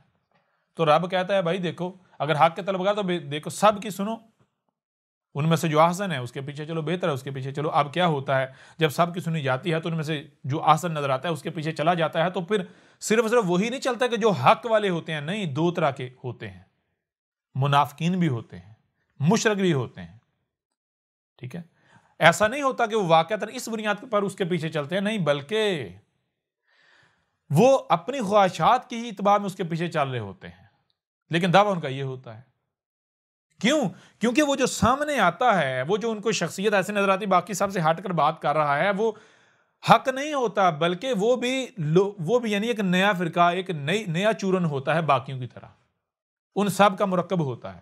لوگوں کو بظاہر یہ لگتا ہے بھائی ان سب میں اس کی بات جو ہے وہ بہتر ہے، لہٰذا اس کے پیچھے اس دعوے کی بنیاد پر چلتے ہیں، بھائی ہم تو سب کی سن رہے ہیں اور یہ سب میں بہتر ہے، اس وجہ سے ہم اس کے پیچھے چل رہے ہیں۔ اب سب یہ کہہ رہے ہیں، جو اس کے پیچھے چل رہے ہیں، سب یہ کہہ رہے ہیں جی ہم تو بھائی جو حق ہے اس کے پیچھے چل رہے ہیں۔ اب جب آپ زبان سے کہہ رہے ہیں، آپ کو اپنے عمل سے بھی ثابت کرنا پڑے گا۔ عمل سے کیسے؟ اب رب خود آئے گا، رب یعنی حق سامنے آئے گا۔ اب جب حق سامنے آئے گا، اب آپ کو پھر ثابت کرنا ہے اپنے عمل سے کہ جس دعوے کی بنیاد پر آپ چل رہے ہو، کیا آپ نے اس بنیاد پر سچے ہو؟ وہ بنیاد آپ کی ٹھیک ہے؟ آپ اپنی بات میں سچے، آپ اپنے قول میں سچے ہو؟ یعنی جب اس شخص کے خلاف بھی، یعنی اس شخص کو بھی باطل ثابت کر دیا جاتا ہے، اس شخص کے مقابلے پر بھی ایسی دعوت سامنے آتی ہے، ایسی شخصیت سامنے آ جاتی ہے کہ وہ شخصیت جو پہلے سے ایگزسٹ کر رہی ہے، جس کے پیچھے آپ چل رہے ہو، وہ بھی اس کے سامنے عاجز آ جاتی ہے، تو پھر آپ کو یہ حق حاصل نہیں ہے کہ آپ اب بھی اس کے پیچھے چلو۔ کیوں؟ کیونکہ آپ کا دعویٰ تو یہ ہے کہ ہم بھائی سب کی سنتے ہیں اور جو حق ہے، جو سب سے احسن ہے، بہتر، اس کے پیچھے چلنے والے ہیں۔ لہٰذا جب آج تمہارے اوپر واضح کر دیا گیا ہے کہ بھائی اس کے برعکس، اس کے اگینسٹ بھی ایک اور شخصیت ایسی آ گئی ہے کہ جس نے اسے بھی پچھاڑ دیا ہے، اس کا باطل ہونا واضح کر دیا ہے، اور یہ جو شخصیت آئی ہے، اب اس کی بات کو تو چیلنج بھی نہیں کیا جا سکتا، نہیں کیا جا سکتا۔ کوئی دنیا کوئی طاقت باطل ثابت نہیں کر سکتی. اس کے باوجود اگر تم اسی کے پیچھے چل رہے ہو تو کیا تم اپنے دعوے میں سچے ہو یا پھر تم بھی باقیوں کی طرح اپنی خواہشات کی اتباع میں لگے ہوئے ہو؟ سمجھ آ رہی یا نہیں آ رہی؟ کیوں؟ کیونکہ تم ان فرقوں سے کسی نہ کسی وجہ سے متنفر ہوئے. ٹھیک ہے، کسی نہ کسی وجہ سے متنفر ہوئے، اور تم وہ جو آباؤ اجداد سے چلا آ رہا ہے، جو تمہارے گلوں میں پٹے پڑے ہوئے، تم وہ پٹے نہیں اتارنا چاہتے. ٹھیک ہے نا، تم اسی دائرے میں بند رہنا چاہتے ہو. تم حق کے طلبگار نہیں ہو بلکہ تم ابھی بھی کنویں کے مینڈک ہو. اور آج جب حق آ گیا اور آپ وہی کر رہے ہو تو پھر جان لو یہ پھکی فروش تمہیں نہیں بچا پائیں گے. یہ جتنے بھی پھکی فروش ہیں، یہ چالاک اور مکار تمہیں کل کو بچا نہیں پائیں گے. اگر تو بچا پائیں گے تو ٹھیک ہے، آج بھی ان کے پیچھے چلو، اگر نہیں تو پھر آج تمہارے پاس آخری موقع ہے، وقت ہے، آنکھیں کھول لو ورنہ مارے جاؤ. ٹھیک ہے نا. تو چیز یہ ہے، دیکھیں کہ یہ جتنے بھی پھکی فروش ہیں، یہ جتنے بھی اپنا چورن بیچ رہے ہیں، یہ جتنے بھی مذہب فروش ہیں، دین فروش ہیں، یہ ملاٹے ہیں، جتنے بھی ہیں، کوئی داڑھی والا ہو بغیر داڑھی والا ہو، ٹوپی والا ہو بغیر ٹوپی کے ہو، امام پگڑی والا ہو بغیر پگڑی کے ہو، ٹھیک ہے نا، شلوار قمیض والا ہو یا پھر وہ پینٹ شرٹ والا ہو، ٹھیک ہے، کوئی بھی ہو، ٹائی والا ہو جو بغیر ٹائی کے ہو، جتنے بھی ملاٹے ہیں، ٹھیک ہے نا، داڑھی والا ہو یا کلین شیو ہو یا چھوٹی چھوٹی داڑھی والا ہو، کسی بھی فرقے کا ہو، جتنے بھی ملاٹے ہیں، یہ کیا کہہ رہے ہیں؟ یہ کہہ رہے ہیں کہ بھائی رسول آتے ہیں معجزات کے ساتھ. رسول آتے ہیں معجزات کے ساتھ. لیکن اگر آج یہ بات غلط ثابت ہو جاتی ہے، حق اس کے بالکل برعکس کچھ اور سامنے آتا ہے، تو کیا پھر بھی تم نے ان کے پیچھے چلنا ہے؟ کیا پھر بھی تمہیں یہ اجازت حاصل ہے، تمہیں یہ حق حاصل ہے کہ تم ان کے پیچھے چلو؟ نہیں، بالکل نہیں. ٹھیک ہے نا. چلو اب ذرا غور کرو، یہ جتنے بھی یہ دعویٰ کر رہے ہیں، یہ کہہ رہے ہیں رسول آتے ہیں معجزات کے ساتھ، رسول آتے ہیں معجزات کے ساتھ، رسول آتے ہیں معجزات کے ساتھ، تو ان تمام کے تمام سے اور ان کی ماننے والوں سے بھی اب میرا سوال ہے، یعنی اب وہ جو سوال تھا اس سوال کا جواب ایک اور پہلو سے آپ کے سامنے رکھتے ہیں. وہ پہلو کیا ہے؟ وہ پہلو یہ ہے کہ دیکھیں ہر کوئی یہی کہہ رہا ہے رسول آتے ہیں معجزات کے ساتھ. تو میں آپ سے سوال کرتا ہوں، اگر رسول آتے ہیں معجزات کے ساتھ، رسول آتے ہیں معجزات کے ساتھ، رسول اگر کوئی انتہائی غیر معمولی شخصیت ہوتے ہیں، تو کیا پھر رسول کا کفر کیا جانا چاہیے؟ مثال کے طور پر لوگ کہتے ہیں کہ ہمیں معجزہ دکھا، اور رسولوں کو معجزہ دکھا دیا جاتا ہے. معجزہ کسے کہتے ہیں؟ معجزہ کہتے ہیں ایسا کام، ایسی بات جو سامنے والا پورا زور لگا لے، اس کے باوجود بھی وہ عاجز آ جائے، وہ اس کا احاطہ نہ کر پائے، اسے سمجھ نہ پائے، اس کا مقابلہ نہ کر پائے. ٹھیک ہے نا، معجزہ تو اسے کہتے ہیں. لہٰذا اگر مثال کے طور پر رسول آتے ہیں معجزات کے ساتھ، تو میں آپ سے سوال کرتا ہوں، یعنی اگر رسول آتے ہیں ویسے جیسے تم کہتے ہو، جیسے تم کہتے ہو، تو کیا اس صورت میں رسولوں کو مانا جانا چاہیے یا پھر رسولوں کا کفر و کذب کیا جانا چاہیے؟ رسولوں کو مانا جانا چاہیے یا رسولوں کے ساتھ دشمنی کی جانی چاہیے؟ اگر تو رسول اس طرح آتے ہیں جیسے تم کہتے ہو، تو پھر کسی ایک بھی رسول کا کفر نہیں کیا جانا چاہیے، کسی ایک بھی رسول کے ساتھ دشمنی نہیں کی جانی چاہیے، کسی ایک بھی رسول کو گالی نہیں دی جانی چاہیے، کیونکہ لوگوں کو بھائی پتہ ہوتا ہے نا کہ جو ہمارے سامنے ہے وہ غیر معمولی شخصیت ہے. ٹھیک ہے، اگر ہم اس کے ساتھ دشمنی کریں گے مارے جائیں گے. جب لوگ کہتے ہیں جی تو ہمیں معجزہ دکھا تو ہم مان جائیں گے تو رسول ہے. کیوں؟ کیونکہ لوگوں کے دماغوں میں جب یہ بات بٹھا دی گئی کہ دیکھو رسول جو ہوتا ہے وہ ایسا کام کرتا ہے، رسول کون؟ یہ رب کا بھیجا ہوا. لہٰذا رسول کے ساتھ دشمنی کا مطلب کیا ہے؟ رب کے ساتھ دشمنی. تو کیا رب کے ساتھ دشمنی کر کے کوئی بچ پائے گا؟ کوئی رب کا مقابلہ کر پاتا ہے؟ نہیں. لہٰذا اگر یہ ثابت ہو جائے کہ سامنے والا رسول ہے، تو پھر خواہ کچھ ہی کیوں نہ ہو جائے، خود کو اس کے آگے جھکانا ہے، اس کی بات ماننی ہے. کیوں؟ کیونکہ اس کے ساتھ دشمنی رب کے ساتھ دشمنی ہے. تو رب تمہیں نشانی عبرت بنا دے گا. تو جناب رسول کی پہچان کیا ہے؟ رسول کی پہچان یہ ہے جو معجزات کے ساتھ آتا ہے. تو اب اگر رسول یعنی آتا ہے معجزات کے ساتھ، لوگ کہتے ہیں کہ ٹھیک ہے ہم تجھے رسول مان لیں گے اگر تو معجزہ دکھا. کیوں؟ کیونکہ ان کو عقائد و نظریات کے مطابق تو یہ ہے کہ معجزہ دکھا دے رسول ثابت ہو جائے گا کہ رسول کے علاوہ کوئی معجزہ دکھا نہیں سکتا۔ اب اگر رسول معجزہ دکھا دیتا ہے تو کیا کسی کی جرت ہے کہ وہ پھر بھی کفر کرے، کذب کرے، اس کے ساتھ دشمنی کرے؟ کسی میں جرت ہے؟ کوئی کر سکتا ہے؟ تو بہت سادہ سا اور سیدھا سا جواب ہے نہیں۔ اگر رسول آتے ہیں معجزات کے ساتھ، لوگ ڈیمانڈ کرتے ہیں معجزے کی اور رسول معجزہ دکھاتا ہے، تو کسی کی جرت نہیں ہے کہ وہ اس کا کفر کرے، اس کا کذب کرے، اس کے ساتھ دشمنی کرے۔ ٹھیک ہے نا؟ سامنے تو چھوڑیں، چار دیواری میں بھی اس کے خلاف بات کرنے سے وہ لاکھ بار سوچے گا۔ کیوں؟ کیونکہ اس کے اوپر واضح ہوگا کہ یہ میں مخالفت اس کی نہیں کرنے جا رہا، اپنے جیسے بشر کی۔ میں اگر اس کے ساتھ دشمنی کرتا ہوں، اس کے خلاف بات کرتا ہوں، تو بے شک وہ اس وقت میرے سامنے نہیں ہے، لیکن یہ دشمنی، وہ میرے جیسا 5-6 فٹ کا بشر نہیں ہے، یہ دشمنی اس کے ساتھ نہیں ہے، یہ بات اس کے خلاف نہیں ہے، یہ بات رب کے خلاف ہے، کیونکہ وہ رب کا رسول ہے، رب کا بھیجا ہوا ہے۔ لہٰذا کہاں رب نہیں ہے جہاں میں جا کر بات کروں تو میں چھپا رہ سکتا ہوں رب سے؟ کہاں رب نہیں ہے کہ جہاں پر میں جا کر اس کے ساتھ دشمنی کروں اور میں پکڑا نہ جاؤں؟ لہٰذا جب ہر جگہ رب موجود ہے، رب مجھے سن رہا ہے، رب مجھے دیکھ رہا ہے، رب میرے ایک ایک عمل سے واقف ہے، تو پھر میں رائی برابر بھی، اگر میں اکیلا ہوں، اکیلے میں بھی اگر میں اپنے دل میں بھی اس کے خلاف کوئی بات لے کر آتا ہوں تو رب کو علم ہے میرے اندر کیا چل رہا ہے، لہٰذا میں نہیں بچوں گا، میں رب کا مقابلہ نہیں کر سکتا۔ لہٰذا کیا ہے؟ یعنی کہ اگر رسول آتے معجزات کے ساتھ تو پھر کسی کی بھی جرت نہیں تھی کہ وہ رسول کا کفر کرتا، رسولوں کا کفر کیا جاتا، رسولوں کی تکذیب کی جاتی، رسولوں کے ساتھ دشمنی کی جاتی۔ لیکن کیا ایسا ہی ہوا؟ ذرا غور تو کرو۔ یعنی پھر میں اس بات کو دوبارہ سے ایک بار پھر آپ کے سامنے رکھتا ہوں۔ دیکھیں، جو لوگ یہ کہتے ہیں رسول آتے ہیں معجزات کے ساتھ، وہ کیوں یہ کہتے ہیں؟ پہلی بات، یہ وہ لوگ ہوتے ہیں جو مانتے ہیں کہ رب اپنے رسول بھیجتا ہے، یا رب نے رسول بھیجے، یا رب کا رسول آئے گا، رب کا بھیجا ہوا آئے گا۔ رسول کا مطلب کیا ہے؟ بھیجا ہوا۔ رسول اللہ کا بھیجا ہوا۔ تو اب اللہ کا بھیجا ہوا، اس کا مطلب کیا ہے؟ مطلب یہ ہے کہ بھائی اگر آپ کسی شخص سے دشمنی کرتے ہیں، کسی شخص کو گالی دیتے ہیں، اگر تو وہ آپ ہی کے جیسا ایک شخص ہے تو پھر تو ٹھیک ہے، یہ گالی اس کو دی گئی، یہ دشمنی اس کے ساتھ کی گئی، نارمل ہے۔ لیکن کہیں ایسا تو نہیں کہ جو سامنے والا ہے وہ اللہ کا بھیجا ہوا ہے، اللہ کا رسول ہے۔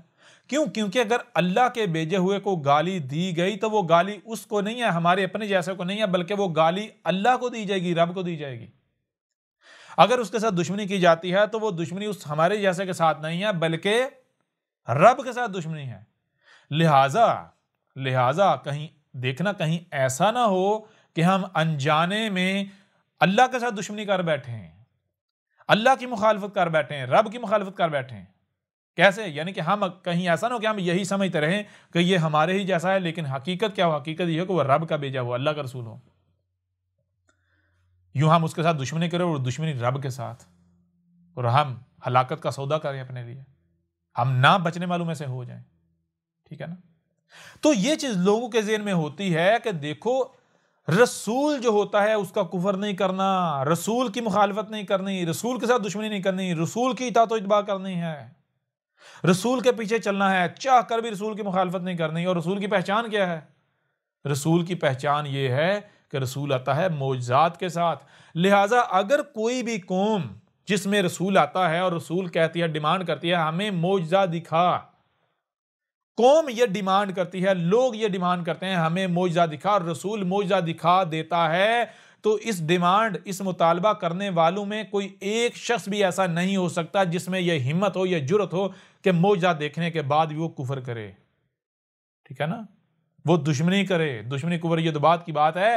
وہ کہیں اکیلا ہو، یہاں اسے یقین ہو، جہاں اسے یقین ہو کہ میں اکیلا ہوں، اور وہ اس حالت میں بھی وہ رسول کے خلاف اپنے دل میں بھی کوئی بات لے کر آئے، کسی میں جرت نہیں ہوگی۔ کیوں؟ کیونکہ انہوں نے معجزہ کیوں مانگا؟ صرف اس لیے مانگا کہ معجزے صرف رسولوں کے پاس ہوتے ہیں۔ کیوں رسول سے معجزہ مانگا جاتا ہے؟ رسول سے معجزہ کیوں مانگا جاتا ہے؟ رسول اس لیے مانگا جاتا ہے کیونکہ لوگ سمجھتے ہیں کہ بھائی اللہ رب ایشور گاڈ ایسے کام کرتا ہے جو ہم نہیں کر سکتے. تو رسول اللہ کا مطلب کیا ہے کہ اللہ ہمارے ہی جیسے بشر کی صورت میں ہماری رہنمائی کے لیے ہمارے سامنے آ گیا. اللہ نے ایک بشری روپ دھار لیا, رسول کی صورت میں ہمارے سامنے آیا. یہی چیز قرآن میں آپ دیکھتے ہیں کہ قرآن میں کیا ہے, اللہ اور اس کے رسول میں فرق نہیں کرو, فرق الگ الگ نہیں کرو. اللہ اور اس کا رسول دونوں ایک ہیں. جب تک رسول موجود ہے, حیات ہے, اس کی اطاعت اللہ کی اطاعت ہے, اس کی اتباع اللہ کی اتباع ہے, اس کے ساتھ دشمنی اللہ کی دشمنی ہے, اللہ کے ساتھ دشمنی ہے. ٹھیک ہے نا, کیوں؟ اللہ اور رسول دونوں ایک. ٹھیک ہے نا. لہذا لوگ یہ سمجھتے ہیں کہ بھائی اللہ رب گاڈ ایشور وہ کام کرتا ہے, ایسے ایسے کام کر سکتا ہے جو ہم انسان نہیں کر سکتے. لہٰذا اب اگر کوئی یہ آ کر کہتا ہے کہ میں اللہ کا رسول ہوں, میں رب کا رسول ہوں, میں ایشور کا اوتار ہوں, تو پھر ظاہر سی بات ہے وہ تو غیر معمولی کام کرنے کی صلاحیت رکھتا ہوگا, کیونکہ وہ اللہ کا بھیجا ہوا ہے نا, اللہ کا وجود ہے نا, رب خود آیا ہے نا, ایشور خود آیا ہے نا, ایشور نے اتار لیا ہے نا. تو کیا وہ واقعتاً اللہ ہی ہے, ایشور ہی ہے, یعنی ایشور نے اتار لیا ہے, اللہ کا رسول ہے, رب کا بھیجا ہوا ہے, تو پہچان کیا ہے؟ پھر اس سے وہ ڈیمانڈ کرو جو کام اللہ کر سکتا ہے, انسان نہیں کر سکتا. تو پھر لوگ کیا کرتے ہیں, کیونکہ لوگوں کے دماغوں میں یہ ٹھونس دیا گیا ہوتا ہے کہ بھائی اللہ ایشور یہ کرتا ہے, وہ کرتا ہے, ایسے کرتا ہے, ویسے کرتا ہے, تو یوں لوگ اس وجہ سے معجزے کی ڈیمانڈ کرتے ہیں. یعنی معجزہ کیا؟ ایسا کام, ایسی بات کہ جو سامنے والوں انسانوں کے دماغ میں آ ہی نہیں سکتی, انسان وہ کر ہی نہیں سکتے, وہ کام انسان کر نہیں سکتے. اگر کوئی انسان دعویٰ کرتا ہے کہ میں یہ کام کر سکتا ہوں تو وہ کر کے دکھائے, وہ عاجز آ جائے گا, نہیں کر پائے گا. اس وجہ سے رسول سے معجزے کی ڈیمانڈ کی جاتی ہے, مطالبہ کیا جاتا ہے, تاکہ یہ کنفرم ہو جائے کہ یہ واقعتاً رب ہی ہے, ہمارا رب ہمارے جیسے بشر کی صورت میں ہمارے سامنے آیا ہے, ہمارے اوپر واضح ہو جائے. جب یہ ہمیں وہ کام کر کے دکھا دے گا جو صرف رب ہی کر سکتا ہے, تو پھر ثابت ہو جائے گا یہ رب خود ہے, یہ رب کا بھیجا ہوا ہے. لہٰذا اب اس کے ساتھ دشمنی نہیں کی جائے گی, اس کی بات مانی جائے گی, اس کے پیچھے چلا جائے گا, اس کا کفر نہیں کیا جائے گا. اس کے ساتھ دشمنی رب کے ساتھ دشمنی, اس کا کفر و کذب رب کا کفر و کذب. ٹھیک ہے نا. اس کے خلاف اگر کچھ بھی کیا جائے گا تو رب کے خلاف کیا جائے گا, اس کی نصرت کی جائے گی تو یہ نصرت رب کی نصرت ہے. ٹھیک ہے نا. اس وجہ سے لوگ معجزے کا مطالبہ کرتے ہیں, یا قوموں نے معجزات کا مطالبہ کیا. اب میں آپ سے سوال کرتا ہوں کہ اب اگر رسول آتے ہیں معجزات کے ساتھ, اور لوگ جب معجزے کا مطالبہ کرتے ہیں اس وجہ سے کرتے ہیں, اور رسول معجزہ دکھا دیتا ہے, تو پھر کیا کسی کی ہمت ہے, کسی میں جرت ہے, یا کوئی بھی انکار کر سکتا ہے اس کے رسول ہونے کا؟ نہیں کر سکتا.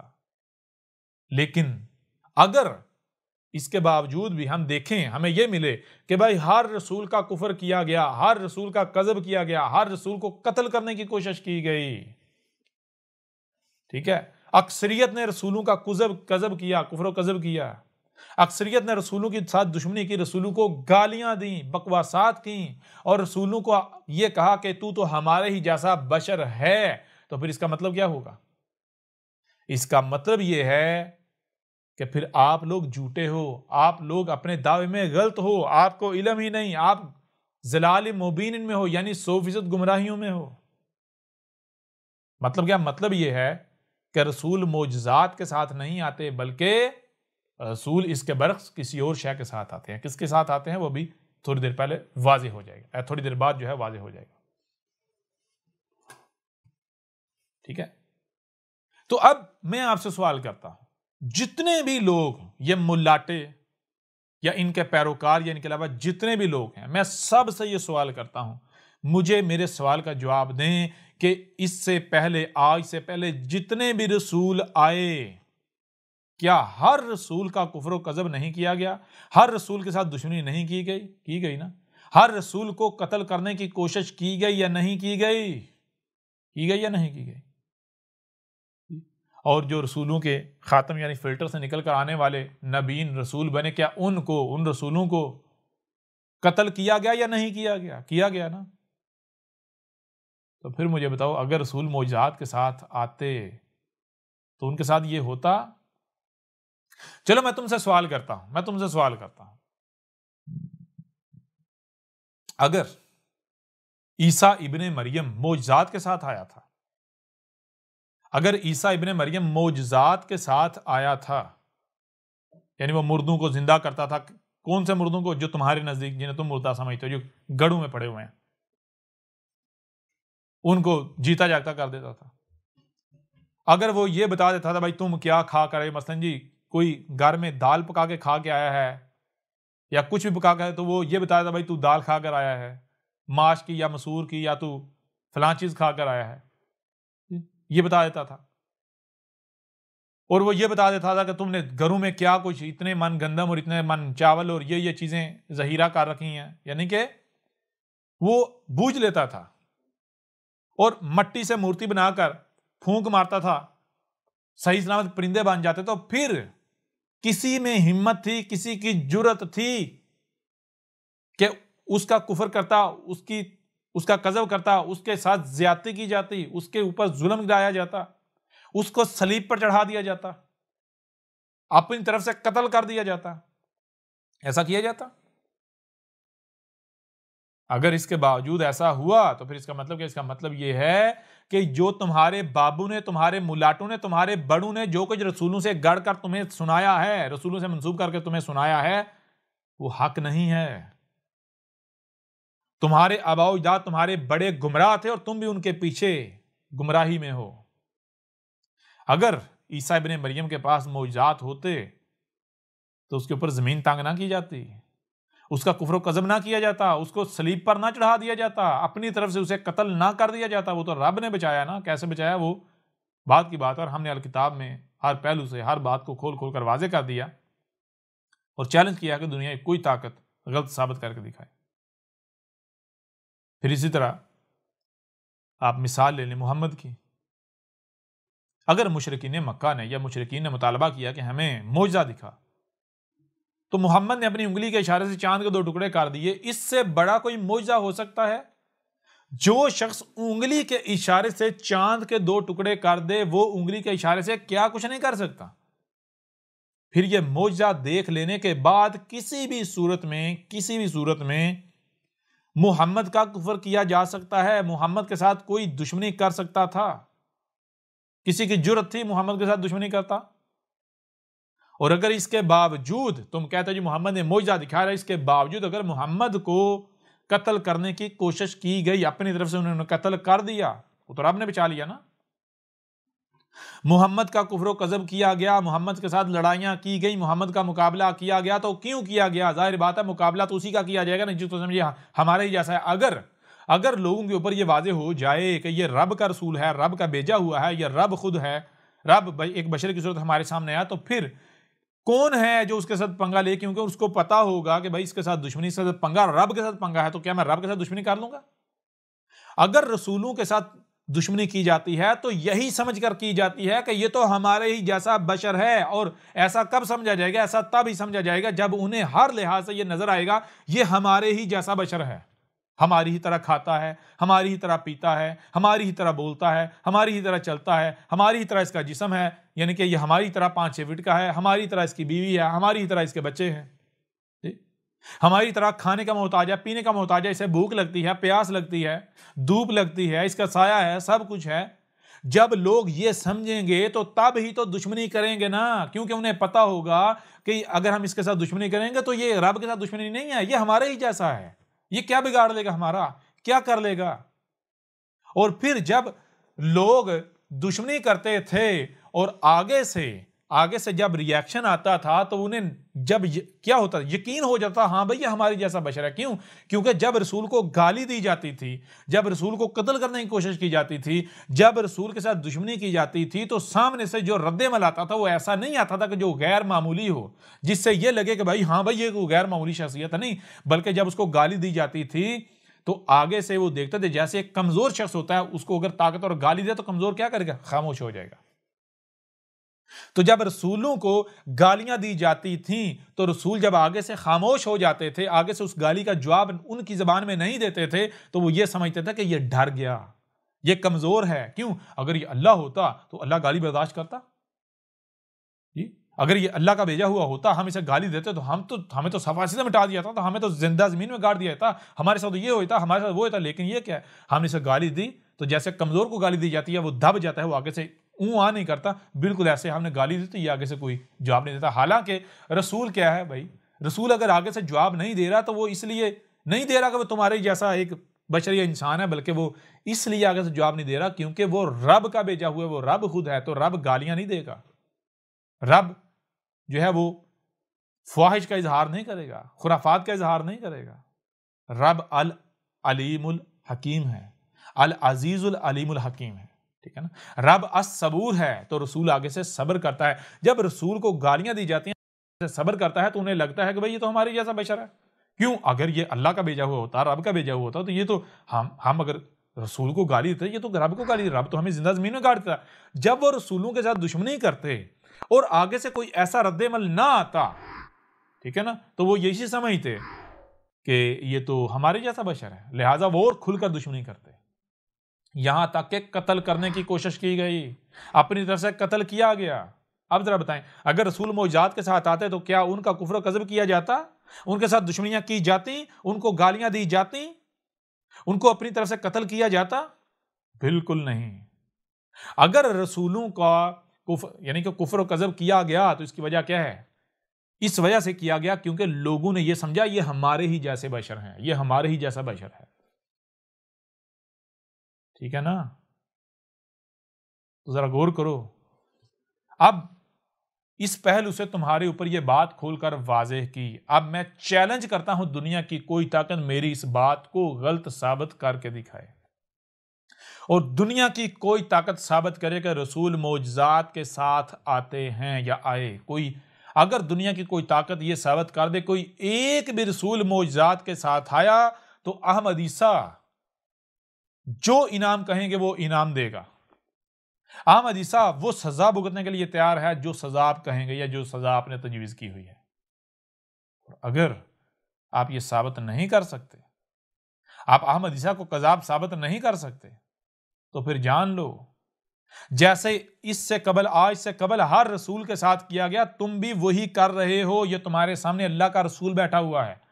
جیسے ان قوموں نے بھی اسی غلط فہمی کا شکار ہو کر رسولوں کے ساتھ دشمنی کی کہ اگر یہ رسول ہوتا ہم اسے گالی دیتے تو ہمیں تو تہس نہس کر دیا جاتا، ہمیں تو زندہ زمین میں گاڑ دیا تھا، لیکن ہمیں تو کچھ بھی نہیں ہو رہا. اگر یہ رسول ہوتا ہم گالی دیتے ہماری زبان کو تو لکوا مار جاتا، لیکن ہم تو گالیاں دے رہے ہماری زبان تو کچھ بھی نہیں ہو رہا، لہٰذا یہ رسول نہیں ہے. تو جیسے اس غلط فہمی کا شکار ہو کر انہوں نے بھی رسولوں کا کفر و کذب کیا، تو جان لو آج تم بھی بالکل اسی طرح اسی غلط فہمی کا شکار ہو کر آج ہمارے رسول احمد عیسیٰ کا کفر و کذب کر رہے ہو. اور پھر جو انجام ان کا ہوا وہی انجام تمہارا ہونے والا ہے. کیا وہ سچے ثابت ہو گئے تھے؟ اگر تو وہ سچے ثابت ہو گئے تو تم بھی سچے ثابت ہو جاؤ گے. کیا وہ بچ گئے تھے؟ وہ ہمارے رسولوں کے ساتھ دشمنی کرنے سے، کفر و کذب کرنے سے بچ گئے تھے؟ اگر تو کفر و کذب کرنے کے باوجود بچ گئے تو تم بھی بچ جاؤ گے. لیکن اگر انہیں صفحہ ہستی سے مٹا دیا گیا، انہیں نشان عبرت بنا دیا گیا، تو آج تمہیں اس صفحہ ہستی سے مٹا دیا جائے گا، نشان عبرت بنا دیا جائے گا بعد والوں کے لیے. ٹھیک ہے نا.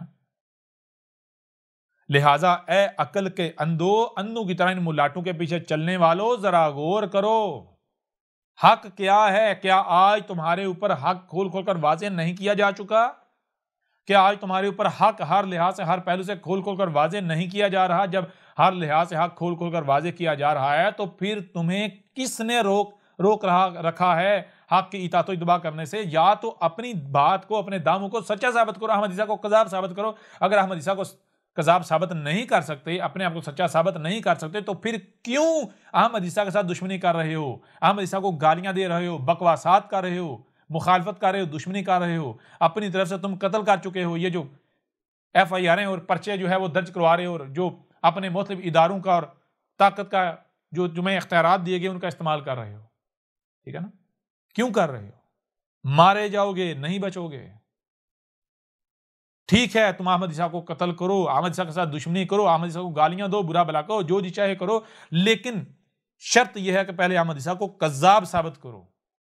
ٹھیک ہے نا. اگر تم کذاب ثابت نہیں کر سکتے اور پھر تم انتظار نہیں کر رہے کہ عیسیٰ نے آنا ہے، عیسیٰ نے آنا ہے، انتظار نہیں آنا ہے، انتظار نہیں کر رہے. ٹھیک ہے نا. کر رہے یا نہیں کر رہے؟ کر رہے ہو یا نہیں کر رہے؟ انتظار کر رہے ہو نا. تو آج جب تمہارے سامنے آ کر ایک شخص یہ کہہ رہا ہے، ایک بشر یہ کہہ رہا ہے کہ میں وہی عیسیٰ ہوں، تو پھر تحقیق کیوں نہیں کرتے؟ اگر میں کذاب ہوں گا یا میں کذاب ہوا تو تحقیق کرنے سے تو میں کذاب ثابت ہو جاؤں گا نا۔ تحقیق کرو، اور میں اگر کذاب ثابت ہوتا ہوں، میں وہ عیسیٰ ثابت نہیں ہوتا، تو تمہیں کون سا خوف لاحق ہے؟ کوئی خوف لاحق ہونا چاہیے؟ نہیں ہونا چاہیے۔ تحقیق کرو، اگر میں وہ عیسیٰ نہیں ہوں جس کا تم انتظار کر رہے ہو، تو تم تحقیق کرو، میں کذاب ثابت ہو جاتا ہوں، تو پھر مجھے گالیاں دو، مجھے ساتھ دشمنی کرو، مجھے قتل کر دو، بات ختم۔ لیکن اگر تم تحقیق نہیں کرتے، مجھے غلط ثابت نہیں کر پاتے، مجھے کذاب ثابت نہیں کر پاتے، میرا مقابلہ نہیں کر پاتے، اور استکبار کرتے ہو، گالیاں دیتے ہو، بکواسات کرتے ہو، میرے ساتھ دشمنی کرتے ہو، مجھے اپنی طرف سے قتل کرنے کی کوشش کرتے ہو، اپنی طرف سے قتل کر دیتے ہو، تو جان لو یہ گالیاں تم کسے دے رہے ہو؟ یہ تم گالیاں، یہ جو تم سمجھتے ہو ہمارے سامنے جو بیٹھا ہے ہماری طرح کا 5-6 فٹ کا بشر ہے نا، بالکل نہیں۔ یہ گالیاں تم رب کو دے رہے ہو، یہ دشمنی تم رب کے ساتھ کر رہے ہو، ٹھیک ہے؟ تم اپنی طرف سے رب کو قتل کرنے کی کوشش کر رہے ہو، تو کیا رب کا مقابلہ کر پاؤ گے؟ رب کے ساتھ دشمنی کر کے بچ پاؤ گے؟ سوال ہی پیدا نہیں ہوتا۔ یوں اب میں آپ سے پوچھتا ہوں، سوال کرتا ہوں کہ اگر آپ لوگ سچے ہو تو آؤ میدان میں احمد عیسیٰ کو غلط ثابت کرو، اور اگر احمد عیسیٰ کو غلط ثابت نہیں کر سکتے تو پھر کیا شے ہے، کیا وجہ ہے جس نے تمہیں حق کی اطاعت و اتباع سے روک رکھا ہے؟ ٹھیک ہے نا؟ اب مزید آگے بڑھیں۔ آپ لوگ قرآن کو مانتے ہیں یا نہیں مانتے؟ آپ دیکھیں نسل در نسل آپ کے ہاں یہ بات چلی آ رہی ہے کہ رسول آتے ہیں معجزات کے ساتھ، آپ کے تراجم میں یہ بات موجود ہے رسول آتے ہیں معجزات کے ساتھ، آپ کی تفاسیر میں یہ بات موجود ہے کہ رسول آتے ہیں معجزات کے ساتھ، ہے یا نہیں؟ تواتر کے ساتھ یہ چیز چلی آ رہی ہے، اکثریت یہ کہہ رہی ہے رسول آتے ہیں معجزات کے ساتھ، اور ساتھ آپ یہ بھی دعویٰ کرتے ہیں ہم قرآن کی مانتے ہیں، قرآن کی ماننے والے ہیں۔ اب اگر آپ اپنے دعوے میں سچے ہیں تو پھر یا تو یہ بات قرآن میں ہونی چاہیے رسول آتے ہیں معجزات کے ساتھ، یا پھر جو قرآن کہہ رہا ہے وہ آپ کو ماننا چاہیے۔ یعنی اگر تو یہ بات قرآن سے ثابت ہو جاتی ہے کہ رسول آتے ہیں معجزات کے ساتھ، پھر تو ٹھیک ہے، آپ اگر اسی بات پر قائم ہیں، اسی پر ڈٹے رہتے ہیں، تو یہ تو قرآن کی بات ہوگی، آپ قرآن کی بات مان رہے ہیں۔ لیکن اگر قرآن میں اس کے بالکل برعکس بات آتی ہے تو پھر نہ صرف آپ باطل پر ہو، آپ حق کا کفر و کذب کر رہے ہو، بلکہ آپ وہ بات قرآن سے منسوب کر رہے ہو، وہ بات اللہ پر تھوپ رہے ہو، اللہ سے منسوب کر رہے ہو، جو بات قرآن کی اللہ کی ہے ہی نہیں، جو اللہ نے کی ہی نہیں۔ آپ قرآن کے اوپر الزام لگا رہے ہو، آپ اللہ کے اوپر الزام لگا رہے ہو، ٹھیک ہے؟ آپ زبردستی قرآن کے اوپر ایک شے جو ہے مسلط کر رہے ہو جو کہ باطل ہے، اور تو ایسا کرنے والا کتنا بڑا مجرم ہوگا، ذرا غور تو کرو۔ اس سے بڑا کوئی مجرم ہو سکتا ہے؟ سوال ہی پیدا نہیں ہوتا۔ لہٰذا اب آئیں اسی قرآن کی طرف، اور اس قرآن سے آپ کے سامنے رکھتے ہیں کہ رسول کیسے آتے ہیں۔ آیا رسول معجزات کے ساتھ آتے ہیں، یا پھر رسول اس کے بالکل برعکس معجزات کے ساتھ نہیں بلکہ البینات کے ساتھ آتے ہیں؟ آئیں قرآن کی طرف، تو قرآن میں دیکھیں۔ سب سے پہلے آپ کے سامنے کچھ آیات رکھتے ہیں، وہ آیات کیا ہیں ذرا غور کیجئے گا۔ یہ سورہ الحدید ہے، سورہ الحدید کی آیت نمبر 25 ہے، یعنی 57 نمبر سورت ہے، 57 نمبر سورت، اس کی آیت نمبر 25 ہے۔ اس آیت میں کیا ہے؟ اس آیت میں یہ ہے لَقَدْ أَرْسَلْنَا رُسُلَنَا بِالْبَيِّنَاتِ، لَقَدْ أَرْسَلْنَا رُسُلَنَا بِالْبَيِّنَاتِ، یعنی دیکھیں ایک بات تو یہ ہے کہ آپ ایک بات سنتے چلے آ رہے ہیں نسل در نسل، ایک بات نسل در نسل چلتی آ رہی ہے، اکثریت کہہ رہی ہے، وہ کیا کہہ رہی ہے؟ وہ یہ کہہ رہی ہے کہ رسول آتے ہیں کس کے ساتھ؟ معجزات کے ساتھ، اور صرف معجزات کے ساتھ، المعجزات کے ساتھ، رسول آتے ہیں المعجزات کے ساتھ۔ یہ بات تو آپ سنتے چلے آ رہے ہیں، ٹھیک ہے، جو آپ کو انسانوں کا لکھا ہوا دکھائی دے رہا ہے، دیکھتے چلے آ رہے ہیں۔ تو کیا آپ کو صرف سننے اور دیکھنے کی صلاحیت دی گئی، یا پھر جو سنائی اور دکھائی دے رہا ہے اسے سمجھنے کی بھی صلاحیت دی گئی؟ اگر تو آپ کو سمجھنے کی صلاحیت نہیں دی گئی تو پھر ظاہری بات ہے آپ جو سن اور دیکھ رہے ہیں آپ وہی مانیں گے، آپ کو وہی ماننا ہے. لیکن اگر آپ کو سننے اور دیکھنے کے ساتھ ساتھ سمجھنے کی بھی صلاحیت دی گئی تو پھر آپ کے اوپر یہ لازم ہے کہ جو آپ کو سنائی اور دکھائی دے رہا ہے آپ اس کو سمجھیں بھی. ٹھیک ہے، تو یہ لقد تم کو سننے کے لیے کان، دیکھنے کے لیے آنکھیں، جو سنائی اور دکھائی دے رہا ہے اسے سمجھنے کی صلاحیت دی گئی، لہٰذا ایسا کرو کہ جو بھی سنائی دے رہا ہے جو بھی دکھائی دے رہا ہے اسے سمجھو. تو جب تم سمجھو گے تمہارے سامنے کیا آئے گا؟ قد. وہی تمہارے سامنے آئے گا جو کہ طے شدہ ہے. جیسے 2 + 2 4 ہی آئے گا، بالکل ایسے ہی جب تم تحقیق کرو گے سمجھو گے تو تمہارے سامنے وہی آئے گا جو حق ہے، جو طے شدہ ہے، جو قدر میں کر دیا گا، جس کے علاوہ اور کچھ سامنے آ ہی نہیں سکتا. تو کس حوالے سے تم نے تحقیق کرنی ہے؟ ارسلنا، کس طرح بھیجتے ہیں ہم رسولنا، ہمارے رسولوں کو.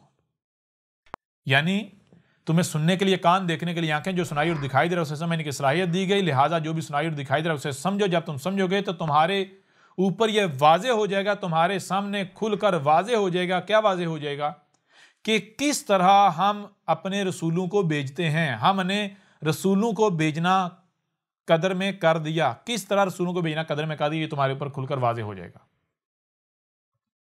آیا اسی طرح ہم رسولوں کو بھیجتے ہیں، ہم نے رسولوں کو بھیجنا اسی طرح قدر میں کیا جیسے تم سنتے چلے آ رہے ہو، دیکھتے چلے آ رہے ہو، یا پھر اس کے بالکل برعکس آگے کیا آ جاتا ہے؟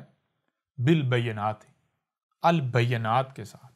تو یہ لقد ارسلنا رسولنا بالبینات، تم کو سننے کی صلاحیت دی گئی، دیکھنے کی صلاحیت دی. نہ صرف سننے اور دیکھنے کی صلاحیت دی بلکہ جو سنائی اور دکھائی دے رہا ہے اسے سمجھنے کی صلاحیت دی.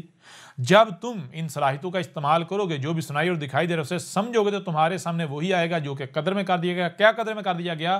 ہم نے یہ قدر میں کر دیا ہے کہ ہم اپنے رسولوں کو بھیجتے ہیں البینات کے ساتھ. ہم نے رسولوں کو البینات کے ساتھ بھیجنا قدر میں کر دیا. لہذا کوئی ایک بھی رسول نہیں آیا، نہ ہی کوئی ایک بھی رسول آ سکتا ہے. اگر آیا اور آئے گا تو کیسے؟ البینات کے ساتھ. جتنے بھی رسول آئے البینات کے ساتھ آئے. جو بھی رسول آئے گا البینات کے ساتھ آئے گا.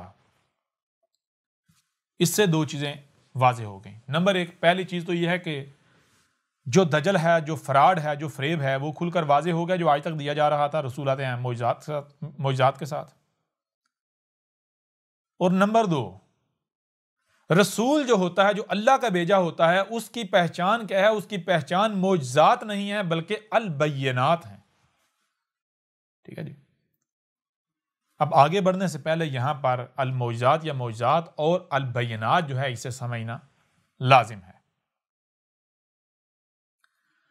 پہلے تو جان لیں معجزہ کسے کہتے ہیں.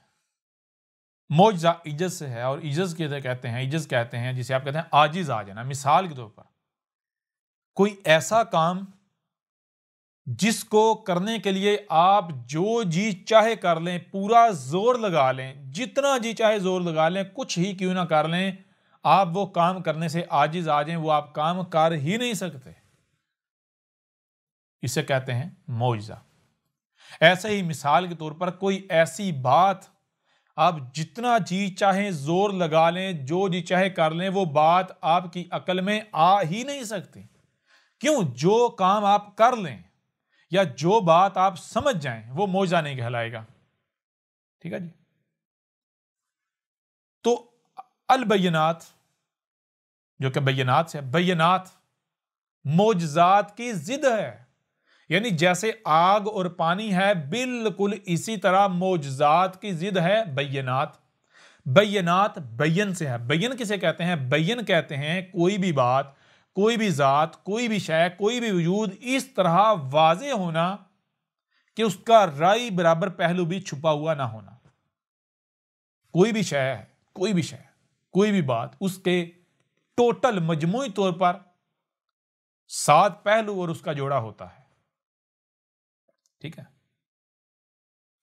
7 پہلو ہوتے ہیں. تو کسی بھی بات کا، کسی بھی شے کا اپنے ہر پہلو سے سامنے ہونا، اسے کہتے ہیں بین.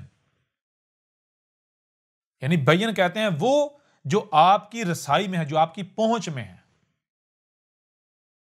جس پر آپ کی رسائی ہے. ایسی بات کہ جو آپ کی رسائی میں ہے, جو آپ کی پہنچ میں ہے, ایسا کام, ایسی شے جو آپ کی پہنچ میں ہے, آپ اسے سمجھ سکتے ہیں. ٹھیک ہے, آپ کے وہ ہر لحاظ سے سامنے ہے. آپ کے سمجھنے کی دیر ہے کہ وہ سمجھ آ جائے گی, آپ کے دیکھنے کی دیر ہے کہ وہ نظر آ جائے گی, یعنی آنکھیں کھولنے کی دیر ہے کہ وہ نظر آ جائے گی, کان کھولنے کی دیر ہے کہ وہ سنائی دے گی. ٹھیک ہے نا, سمجھنے کی دیر ہے کہ وہ سمجھ آ جائے گی. اسے کہتے ہیں بین. بین سے بینات, اور اسے البینات, مخصوص بینات. تو رسول کیسے آتے ہیں؟ رسول کیسے آتا ہے؟ رسول آتا ہے البینات کے ساتھ. تو سورہ الحدید جو کہ 57 نمبر سورت ہے, اس کی آیت نمبر 25, لقد ارسلنا رسولنا بالبینات, اس میں کیا بات کر دی؟ اس میں بات یہ کی کہ اللہ کہہ رہا ہے, قرآن یہ کہہ رہا ہے کہ ہم نے رسولوں کو البینات کے ساتھ بھیجنا قدر میں کر دیا. تقدیر میں یہ کیا ہے کہ رسولوں کو البینات کے ساتھ بھیجا جائے گا, اور معجزات البینات کی ضد ہیں. اب ذرا غور کریں کہ جو لوگ بھی یہ کہہ رہے ہیں کہ رسول آتے ہیں معجزات کے ساتھ, یا ہر رسول آیا معجزات کے ساتھ, کیا وہ سچے ہیں؟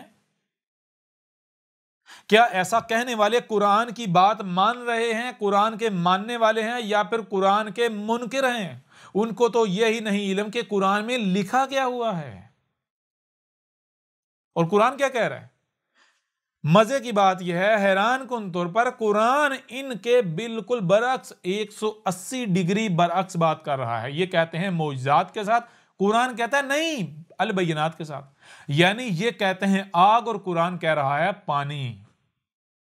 اب بتائیں ذرا, جو لوگ بھی یہ کہتے ہیں رسول معجزات کے ساتھ آتے ہیں, یا رسولوں کو معجزات دیے گئے, یا کوئی ایک بھی رسول معجزوں کے ساتھ آیا, معجزات کے ساتھ آیا, کیا وہ قرآن کی ماننے والے ہیں, قرآن کے ماننے والے ہیں, یا پھر وہ قرآن کا کفر و کذب کرنے والے ہیں, قرآن پر بہتانات باندھنے والے ہیں؟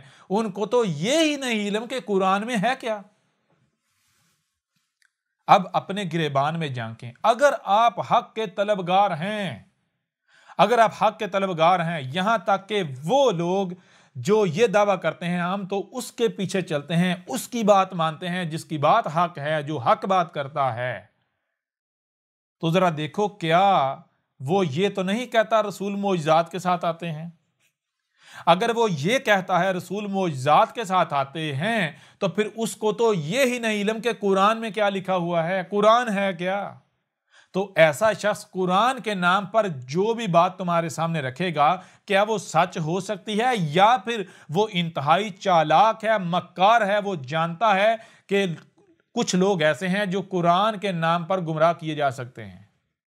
ٹھیک ہے, وہ شخص اپنی چالاکی کا, مکاری کا استعمال کرتے ہوئے آپ جس دباؤ کو قبول کرتے ہیں, آپ کیونکہ اس دباؤ کو قبول کرتے ہیں کہ کوئی بھی بندہ ہمیں یہ کہے جی قرآن میں یہ لکھا ہوا ہے, تو وہ آپ کو قرآن کے نام پر گمراہ کیے ہوئے ہیں, قرآن کے نام پر آپ کے ساتھ کھلواڑ کر رہا ہے. ذرا دیکھیں, غور کریں, جس کے پیچھے آپ چل رہے ہیں, جس کو آپ حق مانتے ہیں, حق والا مانتے ہیں, کیا وہ یہ تو نہیں کہتا کہ رسول معجزات کے ساتھ آتے ہیں؟ پوچھیں اس سے. اگر اس کی ویڈیوز موجود ہیں, اس کی ویڈیوز میں دیکھیں پیچھے جا کے. اگر اس کا لٹریچر موجود ہے اس میں دیکھیں, کیا وہ ایسا تو نہیں کہتا؟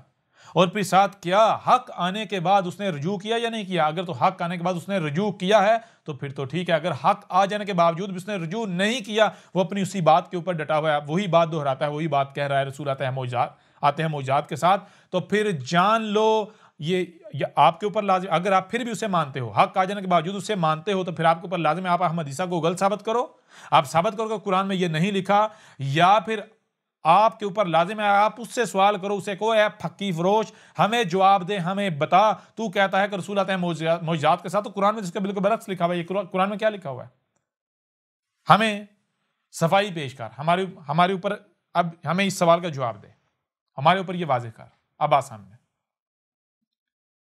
یہ اسے کہو کہ یہ احمد عیسیٰ کو غلط ثابت کر. اگر تو حق پر ہے تو پھر احمد عیسیٰ کو غلط ثابت کر. او بھائی, اگر تو حق پر ہے تو کہ احمد عیسیٰ اگر باطل ہے, کذاب ہے, تو حق عاجز آ گیا کہ احمد عیسیٰ کا مقابلہ نہیں کر پا رہا, احمد عیسیٰ کسی بات کا جواب نہیں دے پا رہا. ٹھیک ہے نا. اگر آپ یہ نہیں کرتے, آپ احمد عیسیٰ کو غلط ثابت نہیں کرتے, کذاب ثابت نہیں کرتے, آپ اس کو یہ نہیں کہتے کہ احمد عیسیٰ کو غلط ثابت کر، وہ احمد عیسیٰ کو غلط ثابت نہیں کرتا، اس کے باوجود آپ اسی کے پیچھے چلتے ہیں، تو پھر جان لو آپ لوگ سب سے بڑے مشرک ہو، ٹھیک ہے، سب سے بڑے بے وقوف ہو، اندھوں کی طرح اپنے ملاٹوں کے پیچھے چلنے والے آپ لوگوں نے رب کے مقابلے پر اپنے ملاٹوں کو، ان پھکی فروشوں کو اپنا الہ بنایا ہوا ہے۔ جو شخص بھی یہ کہتا ہے کہ رسول آتے ہیں معجزات کے ساتھ، یا تو اسے یہ کرنا پڑے گا قرآن میں یہ لکھا ہوا ہے، اگر وہ یہ ثابت نہیں کرتا بلکہ قرآن میں اس کو بالکل برعکس لکھا ہوا ہے کہ رسول آتے ہیں البینات کے ساتھ، تو پھر جان لو اس کو تو یہ ہی نہیں علم کہ قرآن میں لکھا کیا ہوا ہے۔ جس کو یہ ہی نہیں علم کہ رسول آتے کیسے ہیں، اس کو کیا پتا رسول آ کر کیا کرتے ہیں، رسولوں کی بات کون سی ہے، کون سی بات رسولوں کی نہیں۔ تو ایسا شخص جو بھی بات قرآن سے منسوب کر کے کرے گا، جو بھی بات رسولوں سے منسوب کر کے کرے گا، کیا وہ حق ہو سکتی ہے؟ ذرا خود بھی تو غور کرو اے عقل کے اندھو۔ اس کے باوجود بھی اگر تم انہی کے پیچھے چلتے ہو تو پھر تمہیں گدھے کے بچوں نہ کہا جائے تو اور کیا کہا جائے؟ تم گدھے ہو، تم گدھے کے بچے ہو، ثابت کر رہے ہو تم۔ پھر تھوڑا آگے بڑھیں، تمہارے یہی ملاٹے تمہارے، دیکھو ایک طرف کہتے ہیں کہ جو تقدیر کا منکر ہے وہ مرتد ہے، وہ کافر ہے، وہ مشرک ہے، وہ واجب القتل ہے، وہ باطل ہے۔ کس کا منکر ہے؟ جو تقدیر کا منکر ہے۔ اور تقدیر کیا ہے؟ تقدیر یہ ہے کہ جو اللہ نے لکھ دیا وہی ہوگا، اس کے خلاف یا اس کے علاوہ کچھ ہو ہی نہیں سکتا۔ یعنی آسمان و زمین میں، اس کائنات میں اگر ایک پتا بھی ہلتا ہے تو اس کا ہلنا اللہ نے تقدیر میں، قدر میں کر دیا، ٹھیک ہے؟ یعنی آسمان و زمین کائنات میں وہی ہوتا ہے جو قدر میں ہے، جو قدر میں نہیں وہ ہو ہی نہیں سکتا، ٹھیک ہے جی؟ جو قدر میں نہیں وہ ہو ہی نہیں سکتا۔ تو دیکھیں، ایک طرف یہ کہتے ہیں تقدیر کا منکر کیا ہے؟ کافر ہے، مشرک ہے، واجب القتل ہے، مرتد ہے، فلاں ڈھنگا سب کچھ ہے، زندیق ہے، سب کچھ ہے۔ اور دوسری طرف یہ دیکھیں خود تقدیر کے منکر ہیں۔ کیسے؟ قرآن کیا کہہ رہا ہے؟ لَقَدْ أَرْسَلْنَا رُسُلَنَا بِالْبَيِّنَاتِ۔ تمہیں سننے کے لیے کان دیے گئے، دیکھنے کے لیے آنکھیں دی گئی، جو سنائی اور دکھائی دے رہے، اس سے سمجھنے کی صلاحیت دی گئی۔ تو تمہیں یہ صلاحیتیں کیوں دی گئی؟ اس لیے دی گئی کہ ان صلاحیتوں کا استعمال کرنا ہے۔ تو پھر ان میں سے آدھی صلاحیتوں کا استعمال نہیں کرنا، بلکہ جتنی دی گئی ہیں سب کی سب کا استعمال کرنا ہے۔ صرف کانوں اور آنکھوں کا استعمال نہیں کرنا، بلکہ جو سمجھنے کی صلاحیت دی گئی اس کا بھی استعمال کرنا ہے۔ لہذا جو سنائی اور دکھائی دے رہا ہے کس معاملے میں؟ کہ ہم رسولوں کو دیکھو، اگر رسولوں کا بھیجنا قدر میں نہ کیا گیا ہوتا تو رسول آ سکتے تھے؟ نہیں۔ رسولوں کیا آپ مانتے ہو رسول آئے ماضی میں؟ آئے نا۔ اگر ماضی میں کوئی ایک بھی رسول آیا ہے تو اس کا مطلب یہ ہے کہ رسول آ ہی تب سکتا تھا جب رسول کا آنا قدر میں کیا گیا۔ رسول کا آنا قدر میں کیا گیا۔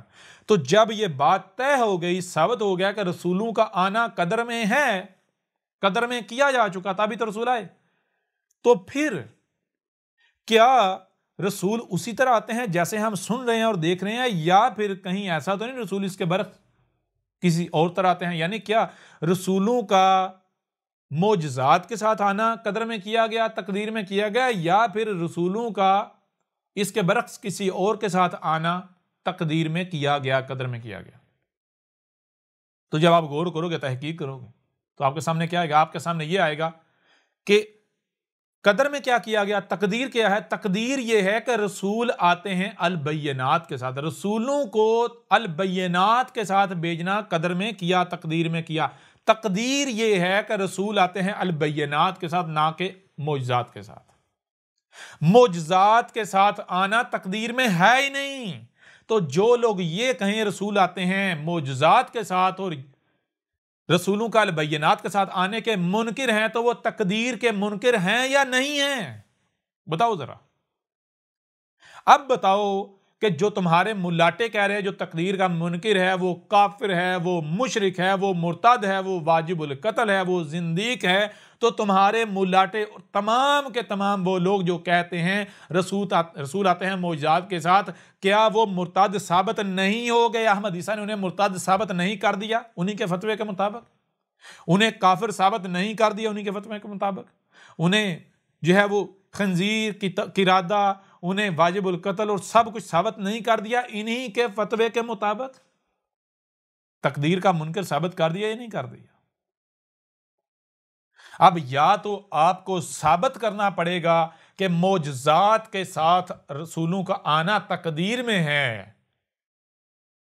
یا پھر دوسری صورت یہ ہے کہ آپ کیا ہو؟ آپ تقدیر کے منکر ہو۔ اے ملاٹو، جو بھی یہ کہتا ہے کہ رسول آتے ہیں معجزات کے ساتھ یا رسول آئے معجزات کے، یہاں تک کہ کوئی ایک بھی رسول معجزہ کے ساتھ آیا، کسی ایک بھی معجزہ کے ساتھ، تو وہ کیا ہے؟ وہ تقدیر کا منکر ہے۔ کیوں؟ کیونکہ ایسا تو اللہ نے تقدیر میں کیا ہی نہیں۔ کیوں؟ سورہ الحدید کی آیت نمبر 25، 57 نمبر سورت، تو آیت نمبر 25 میں کیا ہے؟ لَقَدْ أَرْسَلْنَا رُسُلَنَا بِالْبَيِّنَاتِ۔ قد سے ہی قدر ہے، آگے ریل لگا دے۔ قدر کا مطلب کیا ہے؟ وہی چل رہا ہے جو طے شدہ ہے۔ جو طے شدہ نہیں ہے وہ ہو ہی نہیں سکتا، وہ چل ہی نہیں سکتا۔ تو طے شدہ کیا ہے؟ جیسے مثال کے طور پر 2 + 2 = 4 طے شدہ ہے نا۔ تو اگر کوئی 2 + 2 5 کہتا رہے، 5 کہتا رہے، 5 کہتا رہے، 5 چل ہی نہیں سکتا۔ کیا چلے گا؟ 4 ہی چلے گا۔ کیوں؟ کیونکہ 2 + 2 4 طے شدہ ہے نا۔ بالکل اسی طرح لَقَدْ أَرْسَلْنَا رُسُلَنَا بِالْبَيِّنَاتِ، تو تقدیر میں کیا کیا؟ قدر میں کیا کیا؟ قد کیا ہے؟ رسولوں کو البینات کے ساتھ بھیجنا۔ تو جو لوگ بھی یہ کہتے ہیں رسول آتے ہیں معجزات کے ساتھ، یا اگر کوئی شخص یہاں تک کہتا ہے کہ کوئی ایک بھی رسول کسی ایک بھی معجزے کے ساتھ آیا، تو پھر ایسا شخص کیا ہے؟ تقدیر کا منکر، قرآن کا منکر، قرآن کا کفر کرنے والا۔ اللہ رب العالمین، جو اللہ مسلمانوں والا نہیں، مذہب والا اللہ نہیں، وہ جو اوپر چڑھ کے بیٹھا ہوا نہیں، جو رب ہے جس نے تمہیں خلق کیا، آسمان و زمین کا رب ہے، ٹھیک ہے نا؟ یہ رب جو ہے، ٹھیک ہے نا، تم اس رب کے منکر، نہ صرف منکر بلکہ تم زبردستی جو جھوٹ ہے، جو خرافات ہیں، وہ قرآن کے اوپر تھوپ رہے ہو، قرآن سے منسوب کر رہے ہو، زبردستی اپنے الفاظ قرآن کے منہ میں ڈال رہے ہو، زبردستی اپنے الفاظ اللہ کے منہ میں ڈالنے کی کوشش کر رہے ہو، ٹھیک ہے نا؟ اللہ سے منسوب کر رہے ہو، رسولوں سے منسوب کر رہے ہو، وہ باتیں رسولوں سے منسوب کر رہے ہو جو رسولوں نے کہی نہیں۔ تم کفر و کذب کر رہے ہو رسولوں کا، تم کفر و کذب کر رہے ہو اللہ کا، تم کفر و کذب کر رہے ہو قرآن کا۔ اب بتاؤ ذرا۔ بہرحال یہاں تک واضح کیا گیا۔ اب تھوڑا اور آگے بڑھیں۔ بھائی اگر مثال کے طور پر ایک لمحے کے لیے مان لیا جائے کہ رسول آتے ہیں معجزات کے ساتھ، اور معجزات دکھانے کی ضرورت کب پیش آتی ہے؟ معجزات دکھانے کی ضرورت کب پیش آتی ہے؟ تو انہی ملاٹوں سے پوچھ لیں، انہی مسلمانوں سے پوچھ لیں، یا ہر اس شخص سے پوچھ لیں کہ جو رسولوں کا معجزات کے ساتھ آنے کا عقیدہ و نظریہ رکھتا ہے یا قائل ہے، اسے پوچھ لیں تو آپ کو یہی جواب دے گا کہ بھائی معجزے کا مقصد کیا ہے؟ معجزے کا مقصد یہ ہے